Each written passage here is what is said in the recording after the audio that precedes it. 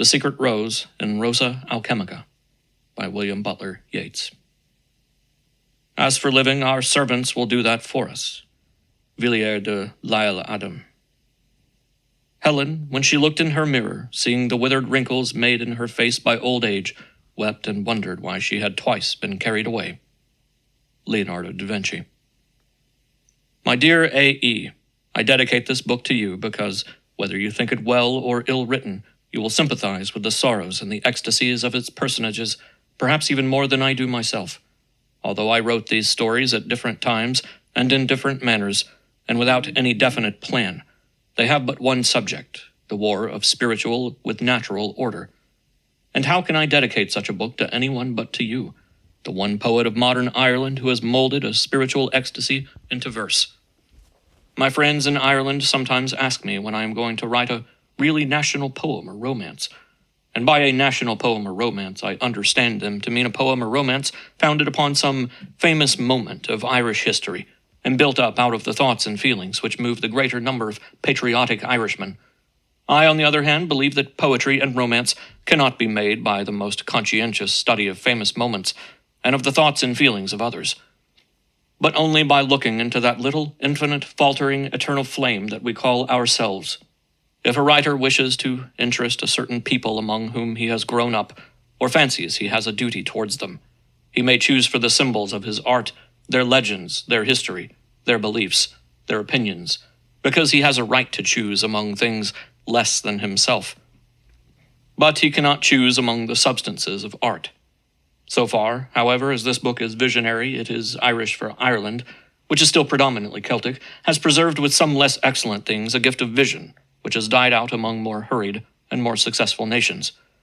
No shining candelabra have prevented us from looking into the darkness, and when one looks into the darkness, there is always something there. W.B. Yeats. To the Secret Rose. Far off, most secret and inviolate rose, enfold me in my hour of hours, where those who sought thee at the holy sepulchre, or in the wine-vat, dwell beyond the stir and tumult of defeated dreams, and deep, among pale eyelids heavy with the sleep men have named beauty. Your great leaves enfold the ancient beards, the helms of ruby and gold, of the crowned magi, and the king whose eyes saw the pierced hands and rood of elder rise, in druid vapor and make the torches dim, till vain frenzy awoke and he died, and him who met fanned walking among flaming dew, by a great shore where the wind never blew, and lost the world and a mirror for a kiss, and him who drove the gods out of their lists, until 100 morns had flowered red, feasted and wept the barrows of his dead, and the proud dreaming king who flung the crown and sorrow away in calling bard and clown, dwelt among wine-stained wanderers in deep woods, and him who sold tillage and house and goods, and sought through lands and islands numberless years, until he found with laughter and with tears a woman of so shining loveliness that men threshed corn at midnight by a tress, a little stolen tress, I too await the hour of thy great wind of love and hate. When shall the stars be blown about the sky, like the sparks blown out of a smithy, and die? Surely thine hour has come, thy great wind blows, far off, most secret and inviolate rose. The Crucifixion of the Outcast. A man with thin brown hair and a pale face half ran, half walked along the road that wound from the south to the town of Sligo. Many called him Cumhal, the son of Cormac, and many called him the swift wild horse. And he was a gleeman, and he wore a short party-colored doublet, and had pointed shoes, and a bulging wallet. Also he was of the blood of the Urnons, and his birthplace was the field of gold. But his eating and sleeping places were the 4 provinces of Eri, and his abiding place was not upon the ridge of the earth. His eyes strayed from the abbey tower of the White Friars and the town battlements to a row of crosses which stood out against the sky upon a hill a little to the eastward of the town, and he clenched his fist and shook it at the crosses. He knew they were not empty, for the birds were fluttering about them, and he thought how, as like as not, just another vagabond as himself was hanged on one of them, and he muttered, if it were hanging or bowstringing or stoning or beheading, it would be bad enough. but to have the birds pecking your eyes and the wolves eating your feet. I would that the red wind of the Druids had withered in his cradle the soldier of Dati, who brought the tree of death out of barbarous lands, or that the lightning, when it smote Dati at the foot of the mountain, had smitten him also, or that his grave had been dug by the green-haired and green-toothed Merrows deep at the roots of the deep sea. While he spoke, he shivered from head to foot, and the sweat came out upon his face, and he knew not why, for he had looked upon many crosses. He passed over 2 hills, and under the battlemented gate, and then round by a left-hand way to the door of the abbey. It was studded with great nails, and when he knocked at it, he roused the lay brother who was the porter, and of him he asked a place in the guest-house. Then the lay brother took a glowing turf on a shovel, and led the way to a big and naked outhouse, strewn with very dirty rushes, and lighted a rush candle fixed between 2 of the stones of the wall, and set the glowing turf upon the hearth, and gave him 2 unlighted sods and a wisp of straw, and showed him a blanket hanging from a nail, and a shelf with a loaf of bread and a jug of water, and a tub in a far corner. Then the lay brother left him, and went back to his place by the door, and Cumhal, the son of Cormac, began to blow upon the glowing turf, that he might light the 2 sods and the wisp of straw. But the sods and the straw would not light, for they were damp, so he took off his pointed shoes, and drew the tub out of the corner, with the thought of washing the dust of the highway from his feet. But the water was so dirty that he could not see the bottom. He was very hungry, for he had not eaten all that day. So he did not waste much anger upon the tub, but took up the black loaf and bit into it, and then spat out the bite, for the bread was hard and moldy. Still he did not give way to his anger, for he had not drunken these many hours. Having a hope of heath beer or wine at his day's end, he had left the brooks untasted, to make his supper the more delightful. Now he put the jug to his lips, but he flung it from him straightway, for the water was bitter and ill-smelling. Then he gave the jug a kick so that it broke against the opposite wall, and he took down the blanket to wrap it about him for the night. But no sooner did he touch it than it was alive with skipping fleas. At this, beside himself with anger, he rushed to the door of the guest-house, but the lay brother, being well accustomed to such outcries, had locked it on the outside. So he emptied the tub and began to beat the door with it, till the lay brother came to the door and asked what ailed him, and why he woke him out of sleep. "What ails me?" shouted Cumhal. "Are not the sods as wet as the sands of the 3 Rosses? And are not the fleas in the blanket as many as the waves in the sea and as lively? And is not the bread as hard as the heart of a lay brother who has forgotten God? And is not the water in the jug as bitter and as ill-smelling as his soul? And is not the foot water the color that shall be upon him when he has been charred in the undying fires?" The lay brother saw that the lock was fast and went back to his niche, for he was too sleepy to talk with comfort. And Cumhal went on beating at the door, and presently he heard the lay brother's foot once more, and cried out to him, "O cowardly and tyrannous race of friars, persecutors of the bard and the gleeman, haters of life and joy! O race that does not draw the sword and tell the truth! O race that melts the bones of the people with cowardice and with deceit!" "Gleeman," said the lay brother, "I also make rhymes. I make many while I sit in my niche by the door, and I sorrow to hear the bards railing upon the friars. Brother, I would sleep, and therefore I make known to you that it is the head of the monastery, our gracious abbot, who orders all things concerning the lodge of travelers." "You may sleep," said Cumhal. "I will sing a bard's curse on the abbot." And he set the tub upside down under the window and stood upon it, and began to sing in a very loud voice. The singing awoke the abbot, so that he sat up in bed and blew a silver whistle until the lay brother came to him. "I cannot get a wink of sleep with that noise," said the abbot. "What is happening?" "It is a gleeman," said the lay brother, "who complains of the sods, of the bread, of the water in the jug, of the foot water, and of the blanket, and now he is singing a bard's curse upon you, O brother abbot, and upon your father and your mother and your grandfather and your grandmother, and upon all your relations." "Is he cursing in rhyme?" "He is cursing in rhyme, and with 2 assonances in every line of his curse." The abbot pulled his nightcap off and crumpled it in his hands, and the circular brown patch of hair in the middle of his bald head looked like an island in the midst of a pond. For in Connaught they had not yet abandoned the ancient tonsure for the style then coming into use. "If we do not somewhat," he said, He will teach his curses to the children in the street, and the girls spinning at the doors, and to the robbers upon Ben Bulben." "Shall I go then?" said the other, "and give him dry sods, a fresh loaf, clean water in a jug, clean foot water, and a new blanket, and make him swear by the blessed Saint Benignus, and by the sun and moon, that no bond be lacking, not to tell his rhymes to the children in the street, and the girls spinning at the doors, and the robbers upon Ben Bulben?" "Neither our blessed patron nor the sun and moon would avail at all," said the abbot. "For tomorrow or the next day the mood to curse would come upon him, or pride in those rhymes would move him, and he would teach his lines to the children and the girls and the robbers, or else he would tell another of his craft how he fared in the guest house, and he in his turn would begin to curse, and my name would wither.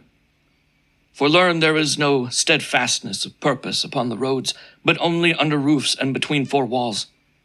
Therefore I bid you go and awaken Brother Kevin, Brother Dove, Brother Little Wolf, Brother Bald Patrick, Brother Bald Brandon, Brother James, and Brother Peter, and they shall take the man, and bind him with ropes, and dip him in the river, that he shall cease to sing.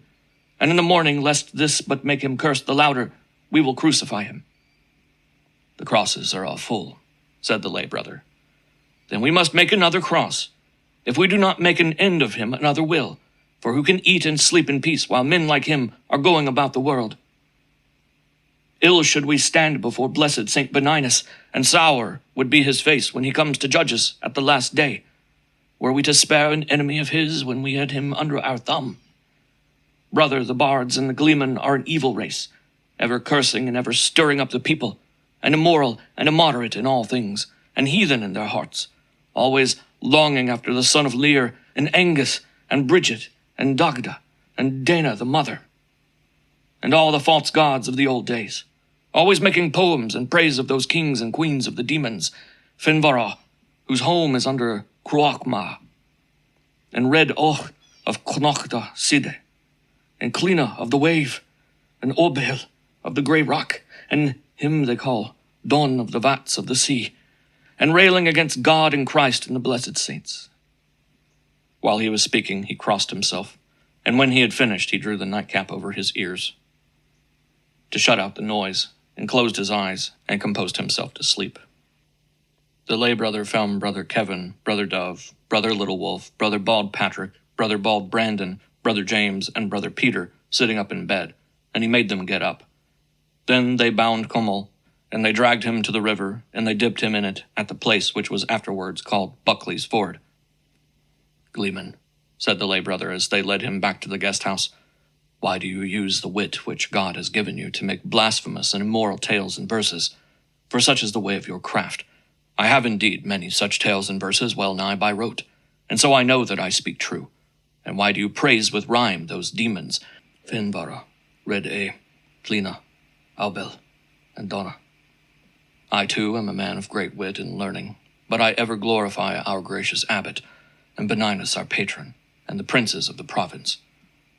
My soul is decent and orderly, but yours is like the wind among the sally gardens. I said what I could for you, being also a man of many thoughts, but who could help such a one as you?" "Friend," answered the gleeman, "my soul is indeed like the wind, and it blows me to and fro and up and down, and puts many things into my mind and out of my mind, and therefore am I called the swift wild horse." And he spoke no more that night, for his teeth were chattering with the cold. The abbot and the friars came to him in the morning, and bade him get ready to be crucified, and led him out of the guest house. And while he stood upon the step, a flock of great grass barnacles passed high above him with clanking cries. He lifted his arms to them, and said, "O great grass barnacles, tarry a little, and mayhap my soul will travel with you to the waste places of the shore, and to the ungovernable sea." At the gate, a crowd of beggars gathered about them, being come there to beg from any traveler or pilgrim who might have spent the night in the guest house. The abbot and the friars led the gleeman to a place in the woods at some distance where many straight young trees were growing, and they made him cut one down and fashion it to the right length, while the beggars stood round them in a ring, talking and gesticulating. The abbot then bade him cut off another and shorter piece of wood and nail it upon the first. So there was his cross for him, and they put it upon his shoulder, for his crucifixion was to be on top of the hill where the others were. A half-mile on the way he asked them to stop and see him juggle for them, for he knew, he said, all the tricks of Angus the subtle-hearted. The old friars were for pressing on, but the young friars would see him. So he did many wonders for them, even to the drawing of live frogs out of his ears. But after a while they turned on him, and said his tricks were dull and a shade unholy, and set the cross on his shoulders again. Another half-mile on the way, and he asked them to stop and hear him jest for them, for he knew, he said, all the jests of Conan the Bald, upon whose back a sheep's wool grew. And the young friars, when they had heard his merry tales, again bade him take up his cross, for it ill became them to listen to such follies. Another half-mile on the way, he asked them to stop and hear him sing the story of white-breasted Deirdre, and how she endured many sorrows, and how the sons of Usna died to serve her. And the young friars were mad to hear him, but when he had ended, they grew angry and beat him for waking forgotten longings in their hearts. So they set the cross upon his back and hurried him to the hill. When he was come to the top, they took the cross from him, and began to dig a hole to stand it in, while the beggars gathered round and talked among themselves. "I ask a favor before I die," says Kummel. "We will grant you no more delays," says the abbot. "I ask no more delays, for I have drawn the sword and told the truth and lived my vision, and am content." "Would you then confess?" "By sun and moon, not I. I ask but to be let eat the food I carry in my wallet. I carry food in my wallet whenever I go upon a journey, but I do not taste of it unless I am well-nigh starved. I have not eaten now these 2 days." "You may eat, then," says the abbot, and he turned to help the friars dig the hole. The gleeman took a loaf and some strips of cold fried bacon out of his wallet and laid them upon the ground. "I will give a tithe to the poor," says he, and he cut a 10th part from the loaf and the bacon. "Who among you is the poorest?" And thereupon was a great clamor, for the beggars began the history of their sorrows and their poverty, and their yellow faces swayed like Gara Loch when the floods have filled it with water from the bogs. He listened for a little, and says he, "I am myself the poorest, for I have traveled the bare road and by the edges of the sea, and the tattered doublet of party-colored cloth upon my back and the torn pointed shoes upon my feet have ever irked me, because of the towered city full of noble raiment which was in my heart. And I have been the more alone upon the roads and by the sea, because I heard in my heart the rustling of the rose-bordered dress of her who is more subtle than Angus the subtle-hearted, and more full of beauty, of laughter than Conan the Bald, and more full of the wisdom of tears than white-breasted Deirdre, and more lovely than a bursting dawn to them that are lost in the darkness. Therefore I award the tithe to myself, but yet because I am done with all things, I give it unto you." So he flung the bread and the strips of bacon among the beggars, and they fought with many cries until the last scrap was eaten. But meanwhile the friars nailed the gleeman to his cross and set it upright in the hole, and shoveled the earth in at the foot, and trampled it level and hard. So then they went away, but the beggars stared on, sitting round the cross. But when the sun was sinking, they also got up to go, for the air was getting chilly. And as soon as they had gone a little way, the wolves, who had been showing themselves on the edge of a neighboring coppice, came near, and the birds wheeled closer and closer. "Stay, outcasts, yet a little while," the crucified one called in a weak voice to the beggars, "and keep the beasts and the birds from me." But the beggars were angry because he had called them outcasts, so they threw stones and mud at him and went their way. Then the wolves gathered at the foot of the cross, and the birds flew lower and lower. And presently the birds lighted all at once upon his head and arms and shoulders, and began to peck at him, and the wolves began to eat his feet. "Outcasts," he moaned, "have you also turned against the outcast?" Out of the Rose. One winter evening, an old knight in rusted chain armor rode slowly along the woody southern slope of Ben Bulben, watching the sun go down in crimson clouds over the sea. His horse was tired, as after a long journey, and he had upon his helmet the crest of no neighboring lord or king, but a small rose made of rubies that glimmered every moment to a deeper crimson. His white hair fell in thin curls upon his shoulders, and its disorder added to the melancholy of his face, which was the face of one of those who have come but seldom into the world, and always for its trouble, the dreamers who must do what they dream, the doers who must dream what they do. After gazing a while towards the sun, he let the reins fall upon the neck of his horse, and, stretching out both arms towards the west, he said, "O divine rose of intellectual flame, let the gates of thy peace be opened to me at last." And suddenly a loud squealing began in the woods some hundreds of yards further up the mountainside. He stopped his horse to listen, and heard behind him a sound of feet and of voices. "They are beating them to make them go into the narrow path by the gorge," said someone, and in another moment a dozen peasants armed with short spears had come up with the knight, and stood a little apart from him, their blue caps in their hands.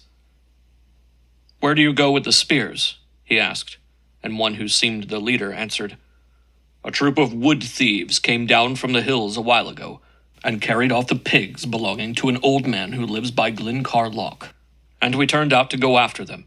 Now that we know they are 4 times more than we are, we follow to find the way they have taken, and will presently tell our story to de Courcy, and if he will not help us, to Fitzgerald, for de Courcy and Fitzgerald have lately made a peace, and we do not know to whom we belong." "But by that time," said the knight, "the pigs will have been eaten. 12 men cannot do more, and it was not reasonable that the whole valley should turn out and risk their lives for 2 or for 24 pigs. "Can you tell me," said the knight, "if the old man to whom the pigs belong is pious and true of heart?" "He is as true as another and more pious than any, for he says a prayer to a saint every morning before his breakfast." "Then it were well to fight in his cause," said the knight. "And if you will fight against the wood thieves, I will take the main brunt of the battle. And you know well that a man in armor is worth many like these wood thieves, clad in wool and leather." And the leader turned to his fellows and asked if they would take the chance, but they seemed anxious to get back to their cabins. "Are the wood thieves treacherous and impious?" "They are treacherous in all their dealings," said a peasant, "and no man has known them to pray." "Then," said the knight, "I will give 5 crowns for the head of every wood thief killed by us in the fighting." And he bid the leader show the way, and they all went together.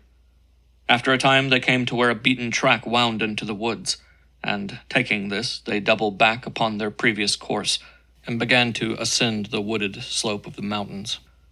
In a little while the path grew very straight and steep, and the knight was forced to dismount and leave his horse tied to a tree stem.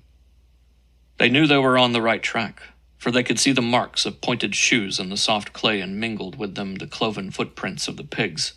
Presently the path became still more abrupt, and they knew by the ending of the cloven footprints that the thieves were carrying the pigs. Now and then a long mark in the clay showed that a pig had slipped down and been dragged along for a little way. They had journeyed thus for about 20 minutes, when a confused sound of voices told them that they were coming up with the thieves. And then the voices ceased, and they understood that they had been overheard in their turn. They pressed on rapidly and cautiously, and in about 5 minutes one of them caught sight of a leather jerkin, half hidden by a hazel bush. An arrow struck the knight's chain armor, but glanced off harmlessly, and then a flight of arrows swept by them with the buzzing sound of great bees. They ran and climbed and ran towards the thieves, who were now all visible standing up among the bushes, with their still quivering bows in their hands. For they had only their spears, and they must at once come hand to hand. The knight was in the front, and smote down first one and then another of the wood thieves. The peasants shouted, and pressing on drove the wood thieves before them until they came out on the flat top of the mountain. And there they saw the 2 pigs quietly grubbing in the short grass, so they ran about them in a circle, and began to move back again towards the narrow path, the old knight coming now the last of all, and striking down thief after thief. The peasants had got no very serious hurts among them, for he had drawn the brunt of the battle upon himself, as could well be seen from the bloody rents in his armor. And when they came to the entrance of the narrow path, he bade them drive the pigs down into the valley, while he stood there to guard the way behind them. So in a moment he was alone, and, being weak with loss of blood, might have been ended there and then by the wood thieves he had beaten off, had not fear made them begone out of sight in a great hurry. An hour passed, and they did not return, and now the knight could stand on guard no longer, but had to lie down upon the grass. A half-hour more went by, and then a young lad with what appeared to be a number of cock's feathers stuck round his hat came out of the path behind him, and began to move about among the dead thieves, cutting their heads off. Then he laid the heads in a heap before the knight, and said, "O great knight, I have been bid come and ask you for the crowns you promised for the heads, 5 crowns a head. They bid me tell you that they have prayed to God and his mother to give you a long life, but they are poor peasants, and that they would have the money before you die. They told me this over and over for fear I might forget it, and promised to beat me if I did." The knight raised himself upon his elbow and opened a bag that hung to his belt, counted out the 5 crowns for each head. There were 30 heads in all.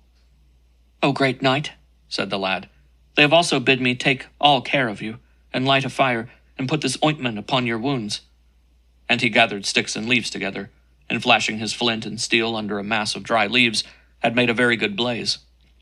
Then, drawing of the coat of mail, he began to anoint the wounds, but he did it clumsily, like one who does by rote what he had been told.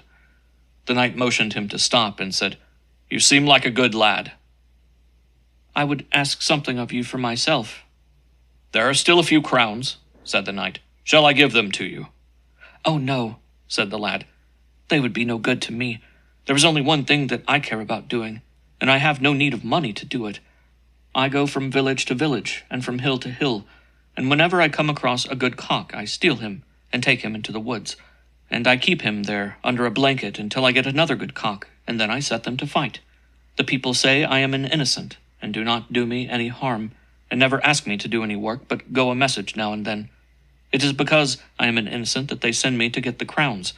Anyone else would steal them, and they did not dare come back themselves, for now that you are not with them, they are afraid of the wood thieves. Did you ever hear how, when the wood thieves are christened, the wolves are made their godfathers, and their right arms are not christened at all?" "If you will not take these crowns, my good lad, I have nothing for you, I fear, unless you would have that old coat of mail which I shall soon need no more." "There was something I wanted. Yes, I remember now," said the lad. "I want you to tell me why you fought like the champions and giants in the stories, and for so little a thing. Are you indeed a man like us? Are you not rather an old wizard who lives among these hills, and will not a wind arise presently and crumble you into dust?" "I will tell you of myself," replied the knight. "For now that I am the last of the fellowship, I may tell all and witness for God. Look at the rows of rubies on my helmet, and see the symbol of my life and of my hope." And then he told the lad this story, but with always more frequent pauses. And while he told it, the rose shone a deep blood color in the firelight, and the lad stuck the cock's feathers in the earth in front of him, and moved them about as though he made them actors in the play. "I live in a land far from this, and was one of the Knights of St. John," said the old man. "But I was one of those in the order who always longed for more arduous labors in the service of the Most High. At last there came to us a knight of Palestine, to whom the truth of truths had been revealed by God himself. He had seen a great rose of fire, and a voice out of the rose had told him how men would turn from the light of their own hearts, and bow down before outer order and outer fixity, and that then the light would cease, and none escape the curse, except the foolish good man who could not, and the passionate wicked man who would not think. Already the voice told him the wayward light of the heart was shining out upon the world to keep it alive, with a less clear luster, and that, as it paled, a strange infection was touching the stars and the hills and the grass and the trees with corruption, and that none of those who had seen clearly the truth and the ancient way could enter into the kingdom of God, which is in the heart of the rose, if they stayed on willingly in the corrupted world. And so they must prove their anger against the powers of corruption by dying in the service of the rose of God. While the knight of Palestine was telling us these things, we seemed to see in a vision a crimson rose spreading itself about him, so that he seemed to speak out of its heart, and the air was filled with fragrance. By this we knew that it was the very voice of God, which spoke to us by the night. And we gathered about him, and bade him direct us in all things, and teach us how to obey the voice. So he bound us with an oath, and gave us signs and words, whereby we might know each other, even after many years. And he appointed places of meeting, and he sent us out in troops into the world to seek good causes, and die in doing battle for them. At first we thought to die more readily, by fasting to death in honor of some saint. But this he told us was evil, For we did it for the sake of death, and thus took out of the hands of God the choice of the time and manner of our death, and by doing so made his power the less. We must choose our service for its excellence, and for this alone, and leave it to God to reward us at his own time and in his own manner. And after this, he compelled us to eat always two at a table, to watch each other, lest we fasted unduly. For some among us said that if one fasted for a love of the holiness of saints and then died, the death would be acceptable. And the years passed, and one by one my fellows died in the Holy Land, or in warring upon the evil princes of the earth, or in clearing the roads of robbers, and among them died the knight of Palestine, and at last I was alone. I fought in every cause where the few contended against the many, and my hair grew white, and a terrible fear lest I had fallen under the displeasure of God came upon me. But hearing at last how this western isle was fuller of wars and rapine than any other land, I came hither, and I found the thing I sought, and, behold, I am filled with great joy." Thereat he began to sing in Latin, and while he sang his voice grew fainter and fainter. Then his eyes closed, and his lips fell apart, and the lad knew he was dead. "He has told me a good tale," he said, "for there was fighting in it, but I did not understand much of it, and it is hard to remember so long a story." And taking the knight's sword, he began to dig a grave in the soft clay. He dug hard, and a faint light of dawn had touched his hair, and he had almost done his work when a cock crowed in the valley below. "Ah," he said, "I must have that bird," and he ran down the narrow path to the valley. The Wisdom of the King. The High Queen of the Island of Woods had died in childbirth, and her child was put to nurse with a woman who lived in a hut of mud and wicker within the border of the wood. One night the woman sat rocking the cradle and pondering over the beauty of the child, and praying that the gods might grant him wisdom equal to his beauty. There came a knock at the door, and she got up, not a little wondering, for the nearest neighbors were in the dun of the High King a mile away, and the night was now late. "Who is knocking?"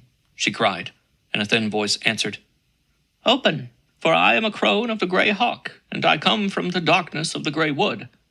In terror she drew back the bolt, and a grey-clad woman of a great age and of a great height more than human came in and stood by the head of the cradle. The nurse shrank back against the wall, unable to take her eyes from the woman, for she saw by the gleaming of the firelight that the feathers of the grey hawk were upon her head instead of hair. But the child slept and the fire danced, for the one was too ignorant and the other too full of gaiety to know what a dreadful being stood there. "Open," cried another voice, "for I am a crone of the grey hawk, and I watch over his nest in the darkness of the great wood." The nurse opened the door again, though her fingers could scarce hold the bolts for trembling, and another grey woman, not less old than the other, and with like feathers instead of hair, came in and stood by the first. In a little while came a third grey woman, and after her a fourth, and then another, and another, and another, until the hut was full of their immense bodies.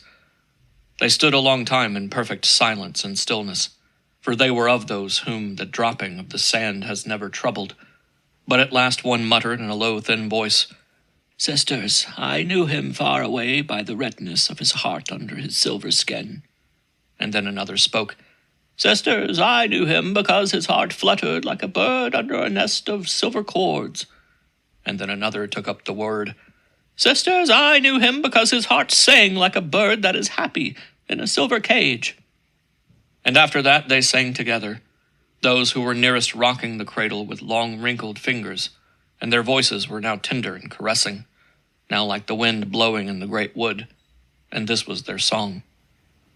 "Out of sight is out of mind, long have man and womankind, heavy of will and light of mood, taken away our wheaten food, taken away our altar stone, hail and rain and thunder alone, and red hearts we turn to grey, are true till time gutter away." When the song had died out, the crone who had first spoken said, We have nothing more to do but to mix a drop of our blood into his blood." And she scratched her arm with the sharpest point of a spindle, which she had made the nurse bring to her, and let a drop of blood, gray as the mist, fall upon the lips of the child, and passed out into the darkness. Then the others passed out in silence one by one, and all the while the child had not opened his pink eyelids, or the fire ceased to dance, for the one was too ignorant and the other too full of gaiety to know what great beings had bent over the cradle. When the crones were gone, the nurse came to her courage again, and hurried to the dun of the High King, and cried out in the midst of the assembly hall that the she, whether for good or evil she knew not, had bent over the child that night. And the king and his poets and men of law, and his huntsmen, and his cooks, and his chief warriors went with her to the hut, and gathered about the cradle, and were as noisy as magpies, and the child sat up and looked at them. 2 years passed over, and the king died fighting against the Firbolg, and the poets and the men of law ruled in the name of the child, but looked to see him become the master himself before long, for no one had seen so wise a child, and tales of his endless questions about the household of the gods and the making of the world went hither and thither among the wicker houses of the poor. Everything had been well but for a miracle that began to trouble all men, and all women, who indeed talked of it without ceasing. The feathers of the grey hawk had begun to grow in the child's hair, and though his nurse cut them continually, in but a little while they would be more numerous than ever. This had not been a matter of great moment, for miracles were a little thing in those days, but for an ancient law of Eri, that none who had any blemish of body could sit upon a throne. And as a grey hawk was a wild thing of the air which had never sat at the board, or listened to the songs of the poets in the light of the fire, it was not possible to think of one in whose hair its feathers grew as other than marred and blasted, nor could the people separate from their admiration of the wisdom that grew in him a horror as at one of unhuman blood. Yet all were resolved that he should reign, for they had suffered much from foolish kings and their own disorders, and moreover they desired to watch out the spectacle of his days. And no one had any other fear but that his great wisdom might bid him obey the law, and call some other who had but a common mind to reign in his stead. When the child was 7 years old, the poets and the men of law were called together by the chief poet, and all these matters weighed and considered. The child had already seen that those about him had hair only, and though they had told him that they too had had feathers but had lost them because of a sin committed by their forefathers, they knew that he would learn the truth when he began to wander into the country round about.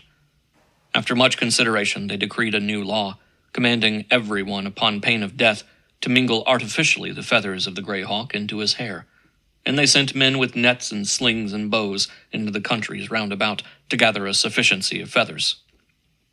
They decreed also that any who told the truth to the child should be flung from a cliff into the sea. The years passed, and the child grew from childhood into boyhood, and from boyhood into manhood, and from being curious about all things he became busy with strange and subtle thoughts, which came to him in dreams, and with distinctions between things long held the same, and with the resemblance of things long held different. Multitudes came from other lands to see him and to ask his counsel, but there were guards set at the frontiers who compelled all that came to wear the feathers of the grey hawk in their hair. While they listened to him, his words seemed to make all darkness light, and filled their hearts like music. But alas, when they returned to their own lands, his words seemed far off, and what they could remember too strange and subtle to help them to live out their hasty days. A number indeed did live differently afterwards, but their new life was less excellent than the old. Some among them had long served a good cause, but when they heard him praise it in their labor, they returned to their own lands to find what they had loved less lovable, and their arm lighter in the battle, for he had taught them how little a hair divides the false and true. Others again, who had served no cause, but wrought in peace the welfare of their own households, when he had expounded the meaning of their purpose, found their bones softer, and their will less ready for toil, for he had shown them greater purposes. And numbers of the young, when they had heard him upon all these things, remembered certain words that became like a fire in their hearts, and made all kindly joys and traffic between man and man as nothing, and went different ways, but all into vague regret. When any asked him concerning the common things of life, disputes about the mere of a territory, or about the straying of cattle, or about the penalty of blood, he would turn to those nearest him for advice. But this was held to be from courtesy, for none knew that these matters were hidden from him by thoughts and dreams that filled his mind like the marching and countermarching of armies. Far less could any know that his heart wandered lost amid throngs of overcoming thoughts and dreams, shuddering at its own consuming solitude.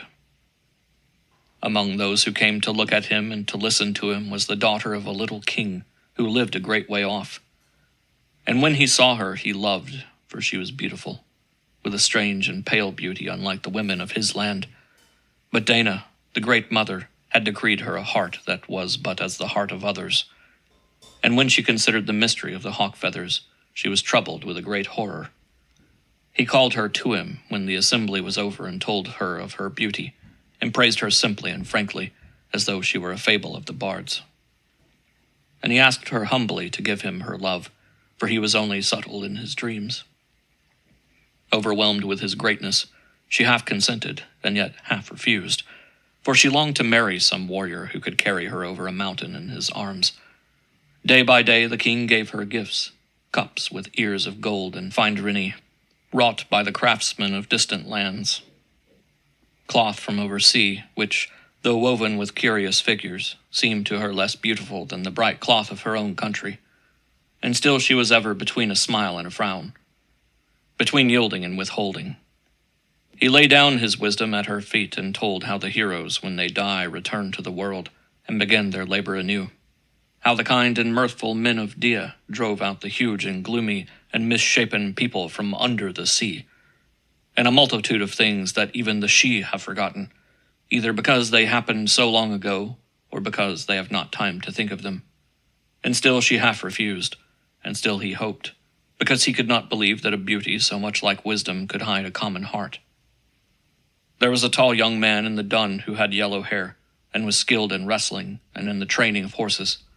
And one day, when the king walked in the orchard which was between the fosse and the forest, he heard his voice among the sally bushes which hid the waters of the fosse. "My blossom," it said, "I hate them for making you weave these dingy feathers into your beautiful hair, and all that the bird of prey upon the throne may sleep easy o' nights." And then the low musical voice he loved answered, "My hair is not beautiful like yours, and now that I have plucked the feathers out of your hair, I will put my hands through it thus, and thus, and thus, for it casts no shadow of terror and darkness upon my heart." Then the king remembered many things that he had forgotten without understanding them, doubtful words of his poets and his men of law, doubts that he had reasoned away, his own continual solitude, and he called to the lovers in a trembling voice. They came from among the sally bushes and threw themselves at his feet and prayed for pardon, and he stooped down and plucked the feathers out of the hair of the woman, and then turned away towards the dun without a word. He strode into the hall of assembly, and having gathered his poets and his men of law about him, stood upon the dais and spoke in a loud, clear voice. "Men of law, why did you make me sin against the laws of Eri? Men of verse, why did you make me sin against the secrecy of wisdom? For law was made by man for the welfare of man, but wisdom the gods have made, and no man shall live by its light, for it and the hail and the rain and the thunder follow a way that is deadly to mortal things. Men of law and men of verse, live according to your kind, and call Yolka of the hasty mind to reign over you, for I set out to find my kindred." He then came down among them, and drew out the hair of first one and then another the feathers of the grey hawk, and, having scattered them over the rushes upon the floor, passed out, and none dared to follow him, for his eyes gleamed like the eyes of the birds of prey, and no man saw him again or heard his voice. Some believed that he found his eternal abode among the demons, and some that he dwelt henceforth with the dark and dreadful goddesses, who sit all night about the pools in the forest, watching the constellations rising and setting in those desolate mirrors. The heart of the spring. A very old man, whose face was almost as fleshless as the foot of a bird, sat meditating upon the rocky shore of the flat and hazel-covered isle which fills the widest part of the Loch Gill. A russet-faced boy of 17 years sat by his side, watching the swallows dipping for flies in the still water. The old man was dressed in threadbare blue velvet, and the boy wore a frieze coat and a blue cap, and had about his neck a rosary of blue beads. Behind the two, and half hidden by trees, was a little monastery. It had been burned down a long while before by the sacrilegious men of the Queen's party, but had been roofed anew with rushes by the boy, that the old man might find shelter in his last days. He had not set his spade, however, into the garden about it, and the lilies and the roses of the monks had spread out until their confused luxuriancy met and mingled with the narrowing circle of the fern. Beyond the lilies and the roses, the ferns were so deep that a child walking among them would be hidden from sight, even though he stood upon his toes. And beyond the fern rose many hazels and small oak trees. "Master," said the boy, "this long fasting and the labor of beckoning after nightfall with your rod of quickened wood to the beings who dwell in the waters and among the hazel and oak trees is too much for your strength. Rest from all this labor for a little, for your hand seemed more heavy upon my shoulder, and your feet less steady under you today than I have known them. Men say that you are older than the eagles, and yet you will not seek the rest that belongs to age." He spoke in an eager, impulsive way, as though his heart were in the words and thoughts of the moment, and the old man answered slowly and deliberately, as though his heart were in distant days and distant deeds. "I will tell you why I have not been able to rest," he said. "It is right that you should know, for you have served me faithfully these 5 years and more, and even with affection, taking away thereby a little of the doom of loneliness which always falls upon the wise. Now, too, that the end of my labor and the triumph of my hopes is at hand, it is the more needful for you to have this knowledge." "Master, do not think that I would question you.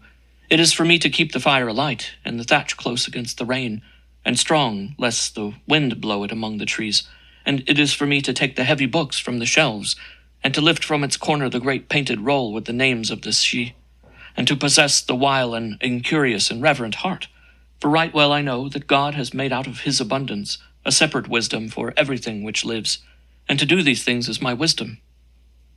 "You are afraid," said the old man, and his eyes shone with a momentary anger.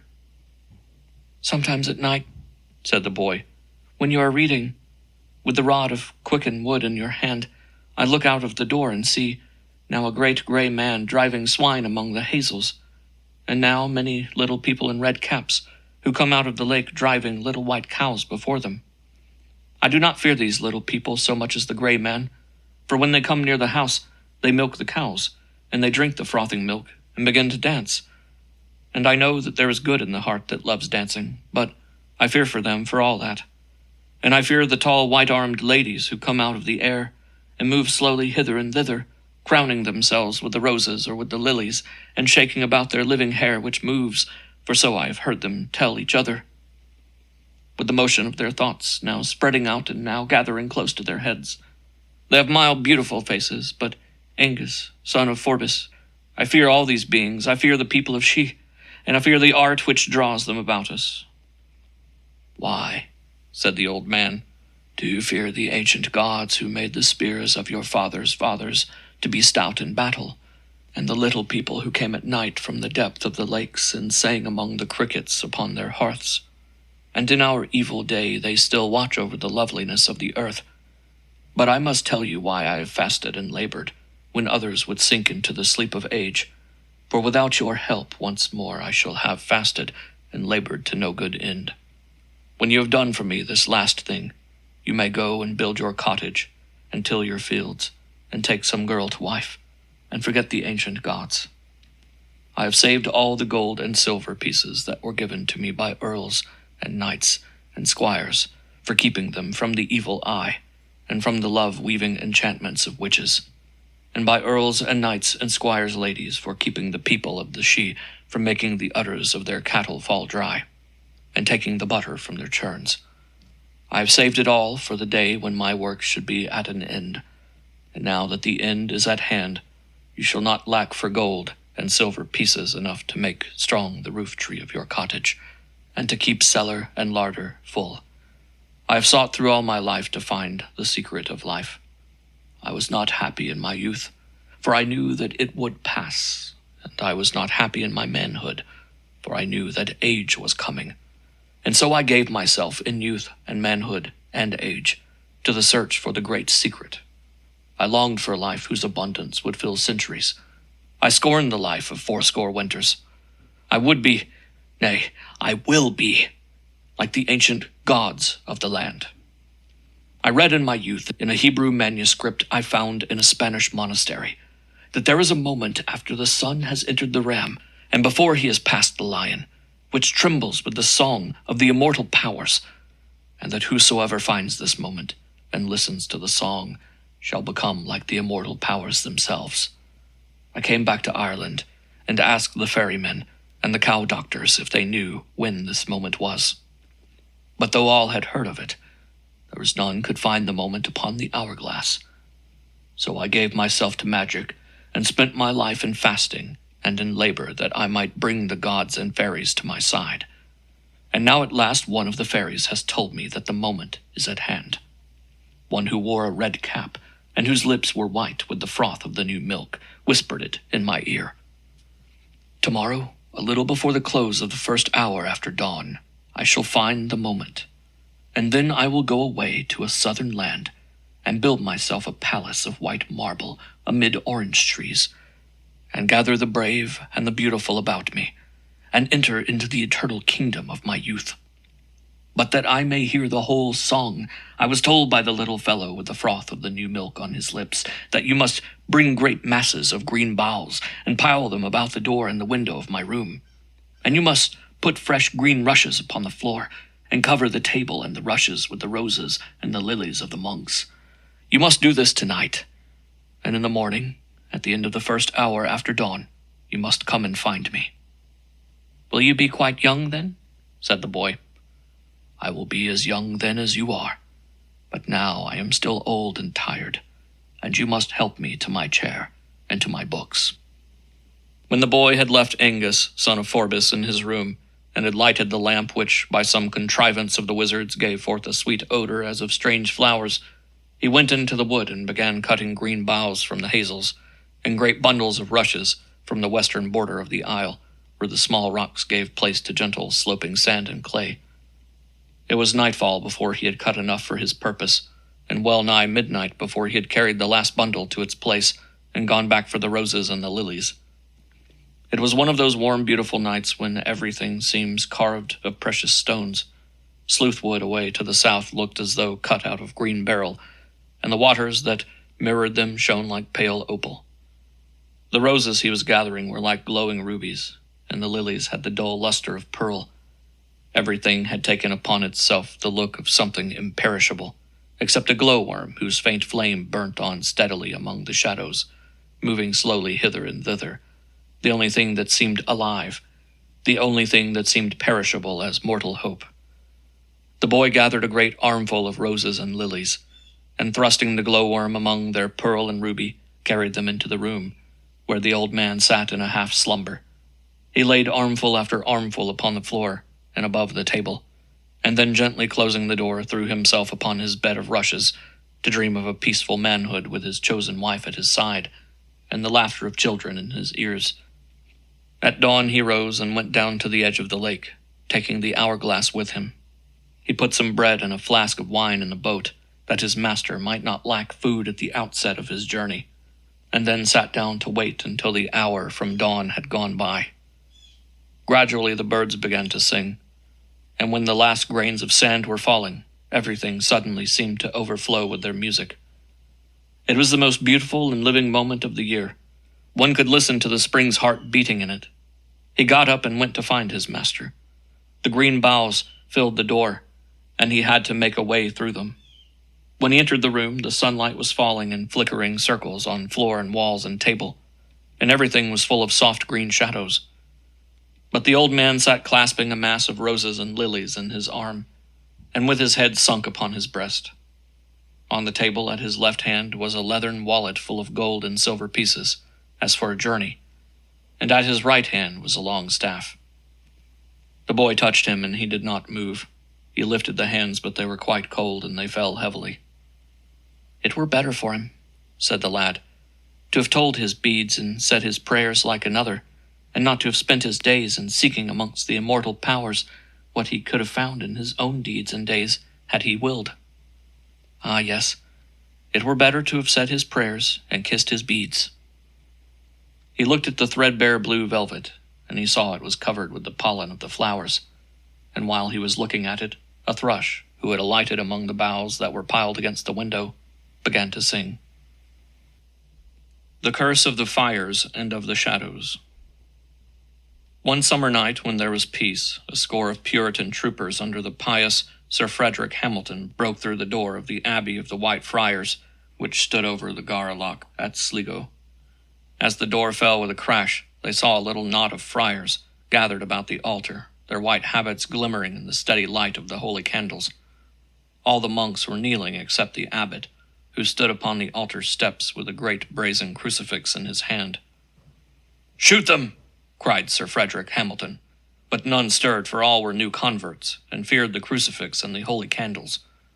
The white lights from the altar threw the shadows of the troopers up onto the roof and wall. As the troopers moved about, the shadows began a fantastic dance among the corbels and the memorial tablets. For a little while all was silent, and then 5 troopers who were the bodyguard of Sir Frederick Hamilton lifted their muskets and shot down 5 of the friars. The noise and the smoke drove away the mystery of the pale altar lights, and the other troopers took courage and began to strike. In a moment the friars lay about the altar steps, their white habits stained with blood. "Set fire to the house!" cried Sir Frederick Hamilton, and at his word one went out, and came in again carrying a heap of dry straw, and piled it against the western wall, and having done this, fell back, for the fear of the crucifix and of the holy candles was still in his heart. Seeing this, the 5 troopers who were Sir Frederick Hamilton's bodyguard darted forward, and taking each a holy candle set the straw in a blaze. The red tongues of fire rushed up and flickered from the corbel to corbel, and from tablet to tablet, and crept along the floor, setting in a blaze the seats and benches. The dance of the shadows passed away, and the dance of the fires began. The troopers fell back towards the door in the southern wall, and watched those yellow dancers springing hither and thither. For a time the altar stood safe and apart in the midst of its white light. The eyes of the troopers turned upon it. The abbot, whom they had thought dead, had risen to his feet, and now stood before it with the crucifix lifted in both hands high above his head. Suddenly he cried with a loud voice, "Woe unto all who smite those who dwell within the light of the Lord, for they shall wander among the ungovernable shadows, and follow the ungovernable fires." And having so cried, he fell on his face dead, and the brazen crucifix rolled down the steps of the altar. The smoke had now grown very thick, so that it drove the troopers out into the open air. Before them were burning houses. Behind them shone the painted windows of the abbey, filled with saints and martyrs, awakened as from a sacred trance into an angry and animated life. The eyes of the troopers were dazzled, and for a while could see nothing but the flaming faces of saints and martyrs. Presently, however, they saw a man covered with dust who came running towards them. "2 messengers," he cried, "have been sent by the defeated Irish to raise against you the whole country about Manor Hamilton, and if you do not stop them, you will be overpowered in the woods before you reach home again. They ride northeast between Benbulben and Cashel na Gael." Sir Frederick Hamilton called to him the 5 troopers who had first fired upon the monks, and said, "Mount quickly and ride through the woods toward the mountain, and get before these men and kill them." In a moment the troopers were gone, and before many moments they had splashed across the river at what is now called Buxley's Ford, and plunged into the woods. They followed a beaten track that wound along the northern bank of the river. The boughs of the birch and quickened trees mingled above, and hid the cloudy moonlight, leaving the pathway in almost complete darkness. They rode at a rapid trot, now chatting together, now watching some stray weasel or rabbit scuttling away in the darkness. Gradually, as the gloom and silence of the woods oppressed them, they drew closer together, and began to talk rapidly. They were old comrades and knew each other's lives.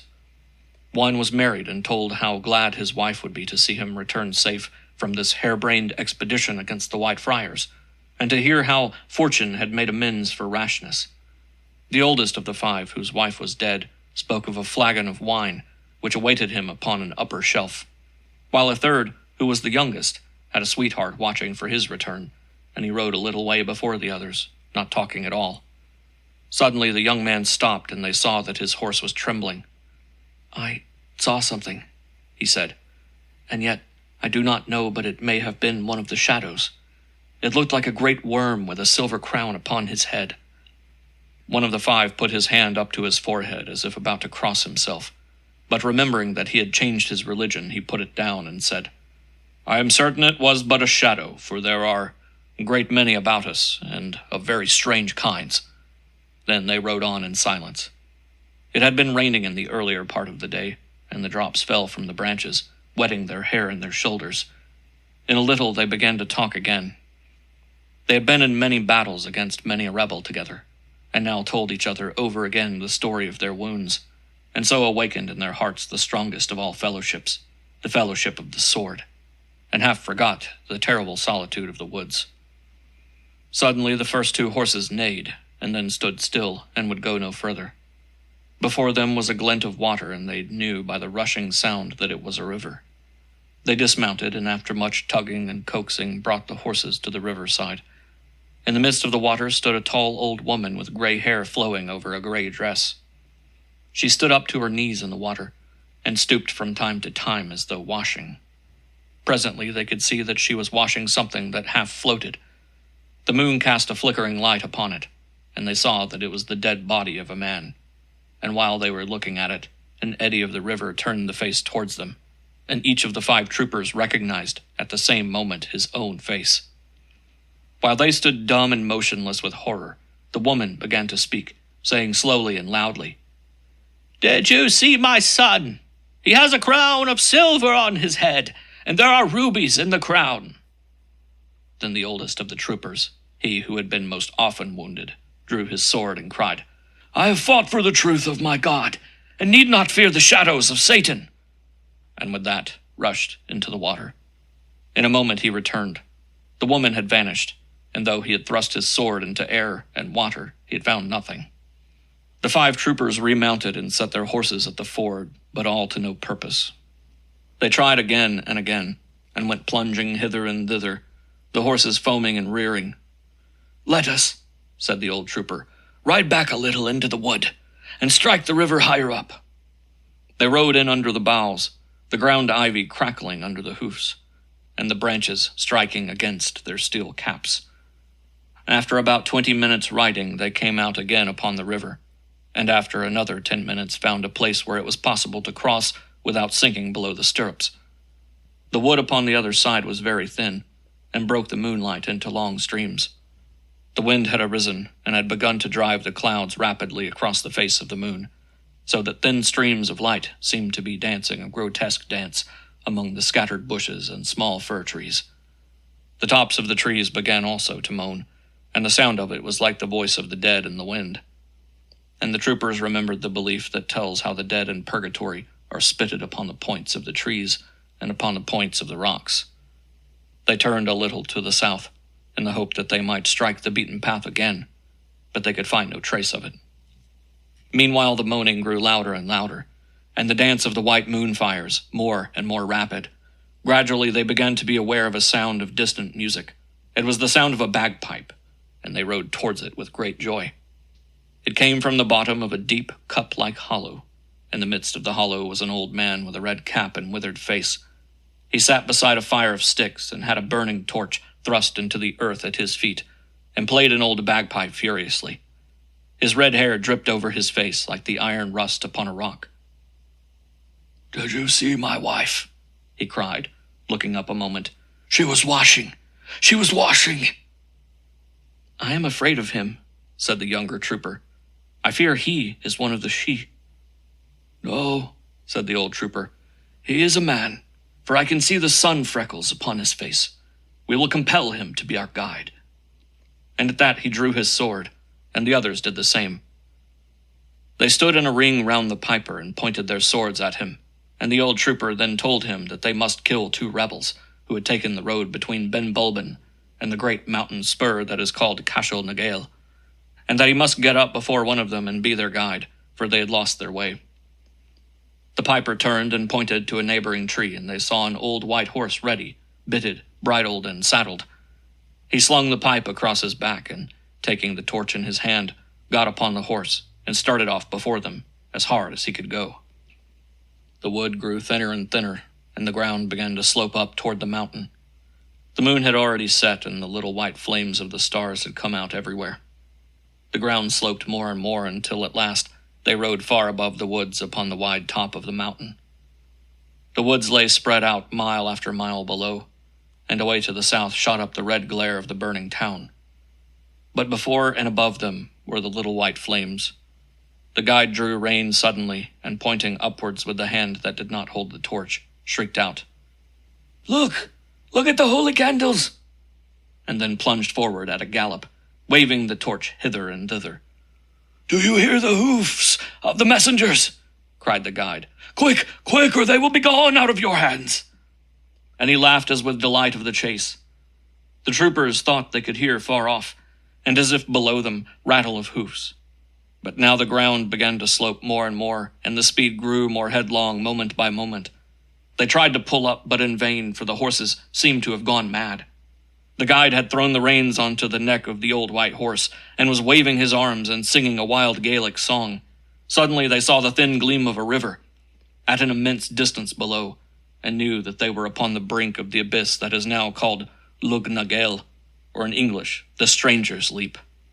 The 6 horses sprang forward, and 5 screams went up into the air. A moment later 5 men and horses fell with a dull crash upon the green slopes at the foot of the rocks. The Old Men of the Twilight.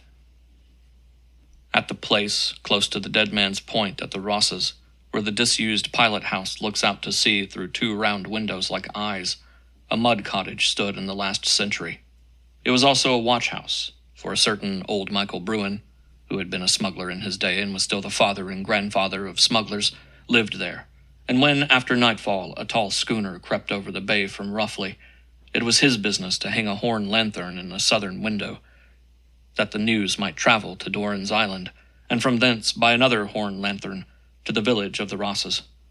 But for this glimmering of messages he had little communion with mankind, for he was very old and had no thought for anything but for the making of his soul, at the foot of the Spanish crucifix of carved oak that hung by his chimney, or bent double over the rosary of stone beads brought to him a cargo of silks and laces out of France.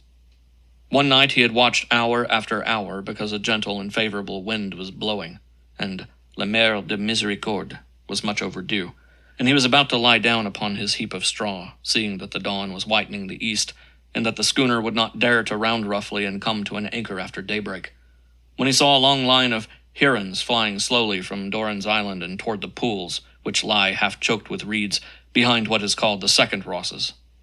He had never before seen herons flying over the sea, for they are shore-keeping birds, and partly because this had startled him out of his drowsiness, and more because the long delay of the schooner kept his cupboard empty, he took down his rusty shotgun, of which the barrel was tied on with a piece of string, and followed them toward the pools.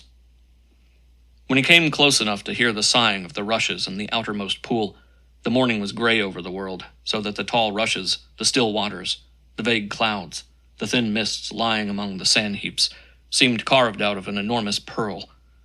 In a little he came upon the herons, of whom there were a great number, standing with lifted legs in the shallow water, and crouching down behind a bank of rushes, looking to the priming of his gun, and bent for a moment over his rosary to murmur, "Patron Patrick, let me shoot a heron. Made into a pie, it will support me for nearly 4 days, for I no longer eat as in my youth. If you keep me from missing, I will say a rosary to you every night until the pie is eaten." Then he lay down, and resting his gun upon a large stone, turned toward a heron which stood upon a bank of smooth grass over a little stream that flowed into the pool, for he feared to take the rheumatism by waiting, as he would have to do if he shot one of those which stood in the water. But when he looked along the barrel, the heron was gone, and to his wonder and terror, a man of infinitely great age and infirmity stood in its place. He lowered the gun, and the heron stood there with bent head and motionless feathers, as though it had slept from the beginning of the world. He raised the gun, and no sooner did he look along the iron than that enemy of all enchantment brought the old man again before him, only to vanish when he lowered the gun for a second time. He laid the gun down and crossed himself 3 times and said a Paternoster and an Ave Maria, and muttered half aloud, "Some enemy of God and of my patron is standing upon the smooth place and fishing in the blessed water," and then aimed very carefully and slowly. He fired, and when the smoke had gone, saw an old man huddled upon the grass, and a long line of herons flying with clamor towards the sea. He went round a bend of the pool, and coming to the little stream, looked down on a figure wrapped in faded clothes of black and green of an ancient pattern and spotted with blood. He shook his head at the sight of so great a wickedness. Suddenly the clothes moved, and an arm was stretched upward towards the rosary which hung about his neck, and long wasted fingers almost touched the cross. He started back, crying, "Wizard, I will let no wicked thing touch my blessed beads." And the sense of the old great danger just escaped made him tremble. "If you listen to me," replied a voice so faint that it was like a sigh, "you will know that I am not a wizard, and you will let me kiss the cross before I die." "I will listen to you," he answered, "but I will not let you touch my blessed beads." And sitting on the grass a little way from the dying man, he reloaded his gun and laid it across his knees and composed himself to listen. "I know not how many generations ago we, who are now herons, were the men of learning of the King Laguerre. We neither hunted, nor went to battle, nor listened to the Druids' preaching, and even love, if it came to us at all, was but a passing fire. The Druids and the poets told us many and many a time of a new Druid Patrick, and most among them were fierce against him, while a few thought his doctrine merely the doctrine of the gods set out in new symbols, and were for giving him welcome. But we yawned in the midst of their tale. At last they came crying that he was coming to the king's house, and fell to their dispute. But we would listen to neither party, for we were busy with the dispute about the merits of the great and of the little maître. Nor were we disturbed when they passed our door with sticks of enchantment under their arms, traveling towards the forest to contend against his coming, nor when they returned after nightfall with torn robes and despairing cries. For the clicking of our knives, writing our thoughts in ogham, filled us with peace, and our dispute filled us with joy. Nor even when, in the morning, crowds passed us to hear the strange Druid preaching the commandments of his God. The crowds passed, and one, who had laid down his knife to yawn and stretch himself, heard a voice speaking far off, and knew that the Druid Patrick was preaching within the king's house. But our hearts were deaf, and we carved and disputed and read, and laughed a thin laughter together. In a little we heard many feet coming towards the house, and presently 2 tall figures stood in the door, the one in white, the other in a crimson robe, like a great lily and a heavy poppy. And we knew the Druid Patrick and our King Laguerre.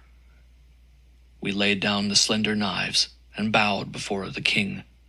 But when the black and green robes had ceased to rustle, it was not the loud, rough voice of King Laguerre that spoke to us, but a strange voice in which there was a rapture, as of one speaking from behind a battlement of Druid flame. "I preached the commandments of the Maker of the world," it said, "within the king's house, and from the center of the earth to the windows of heaven."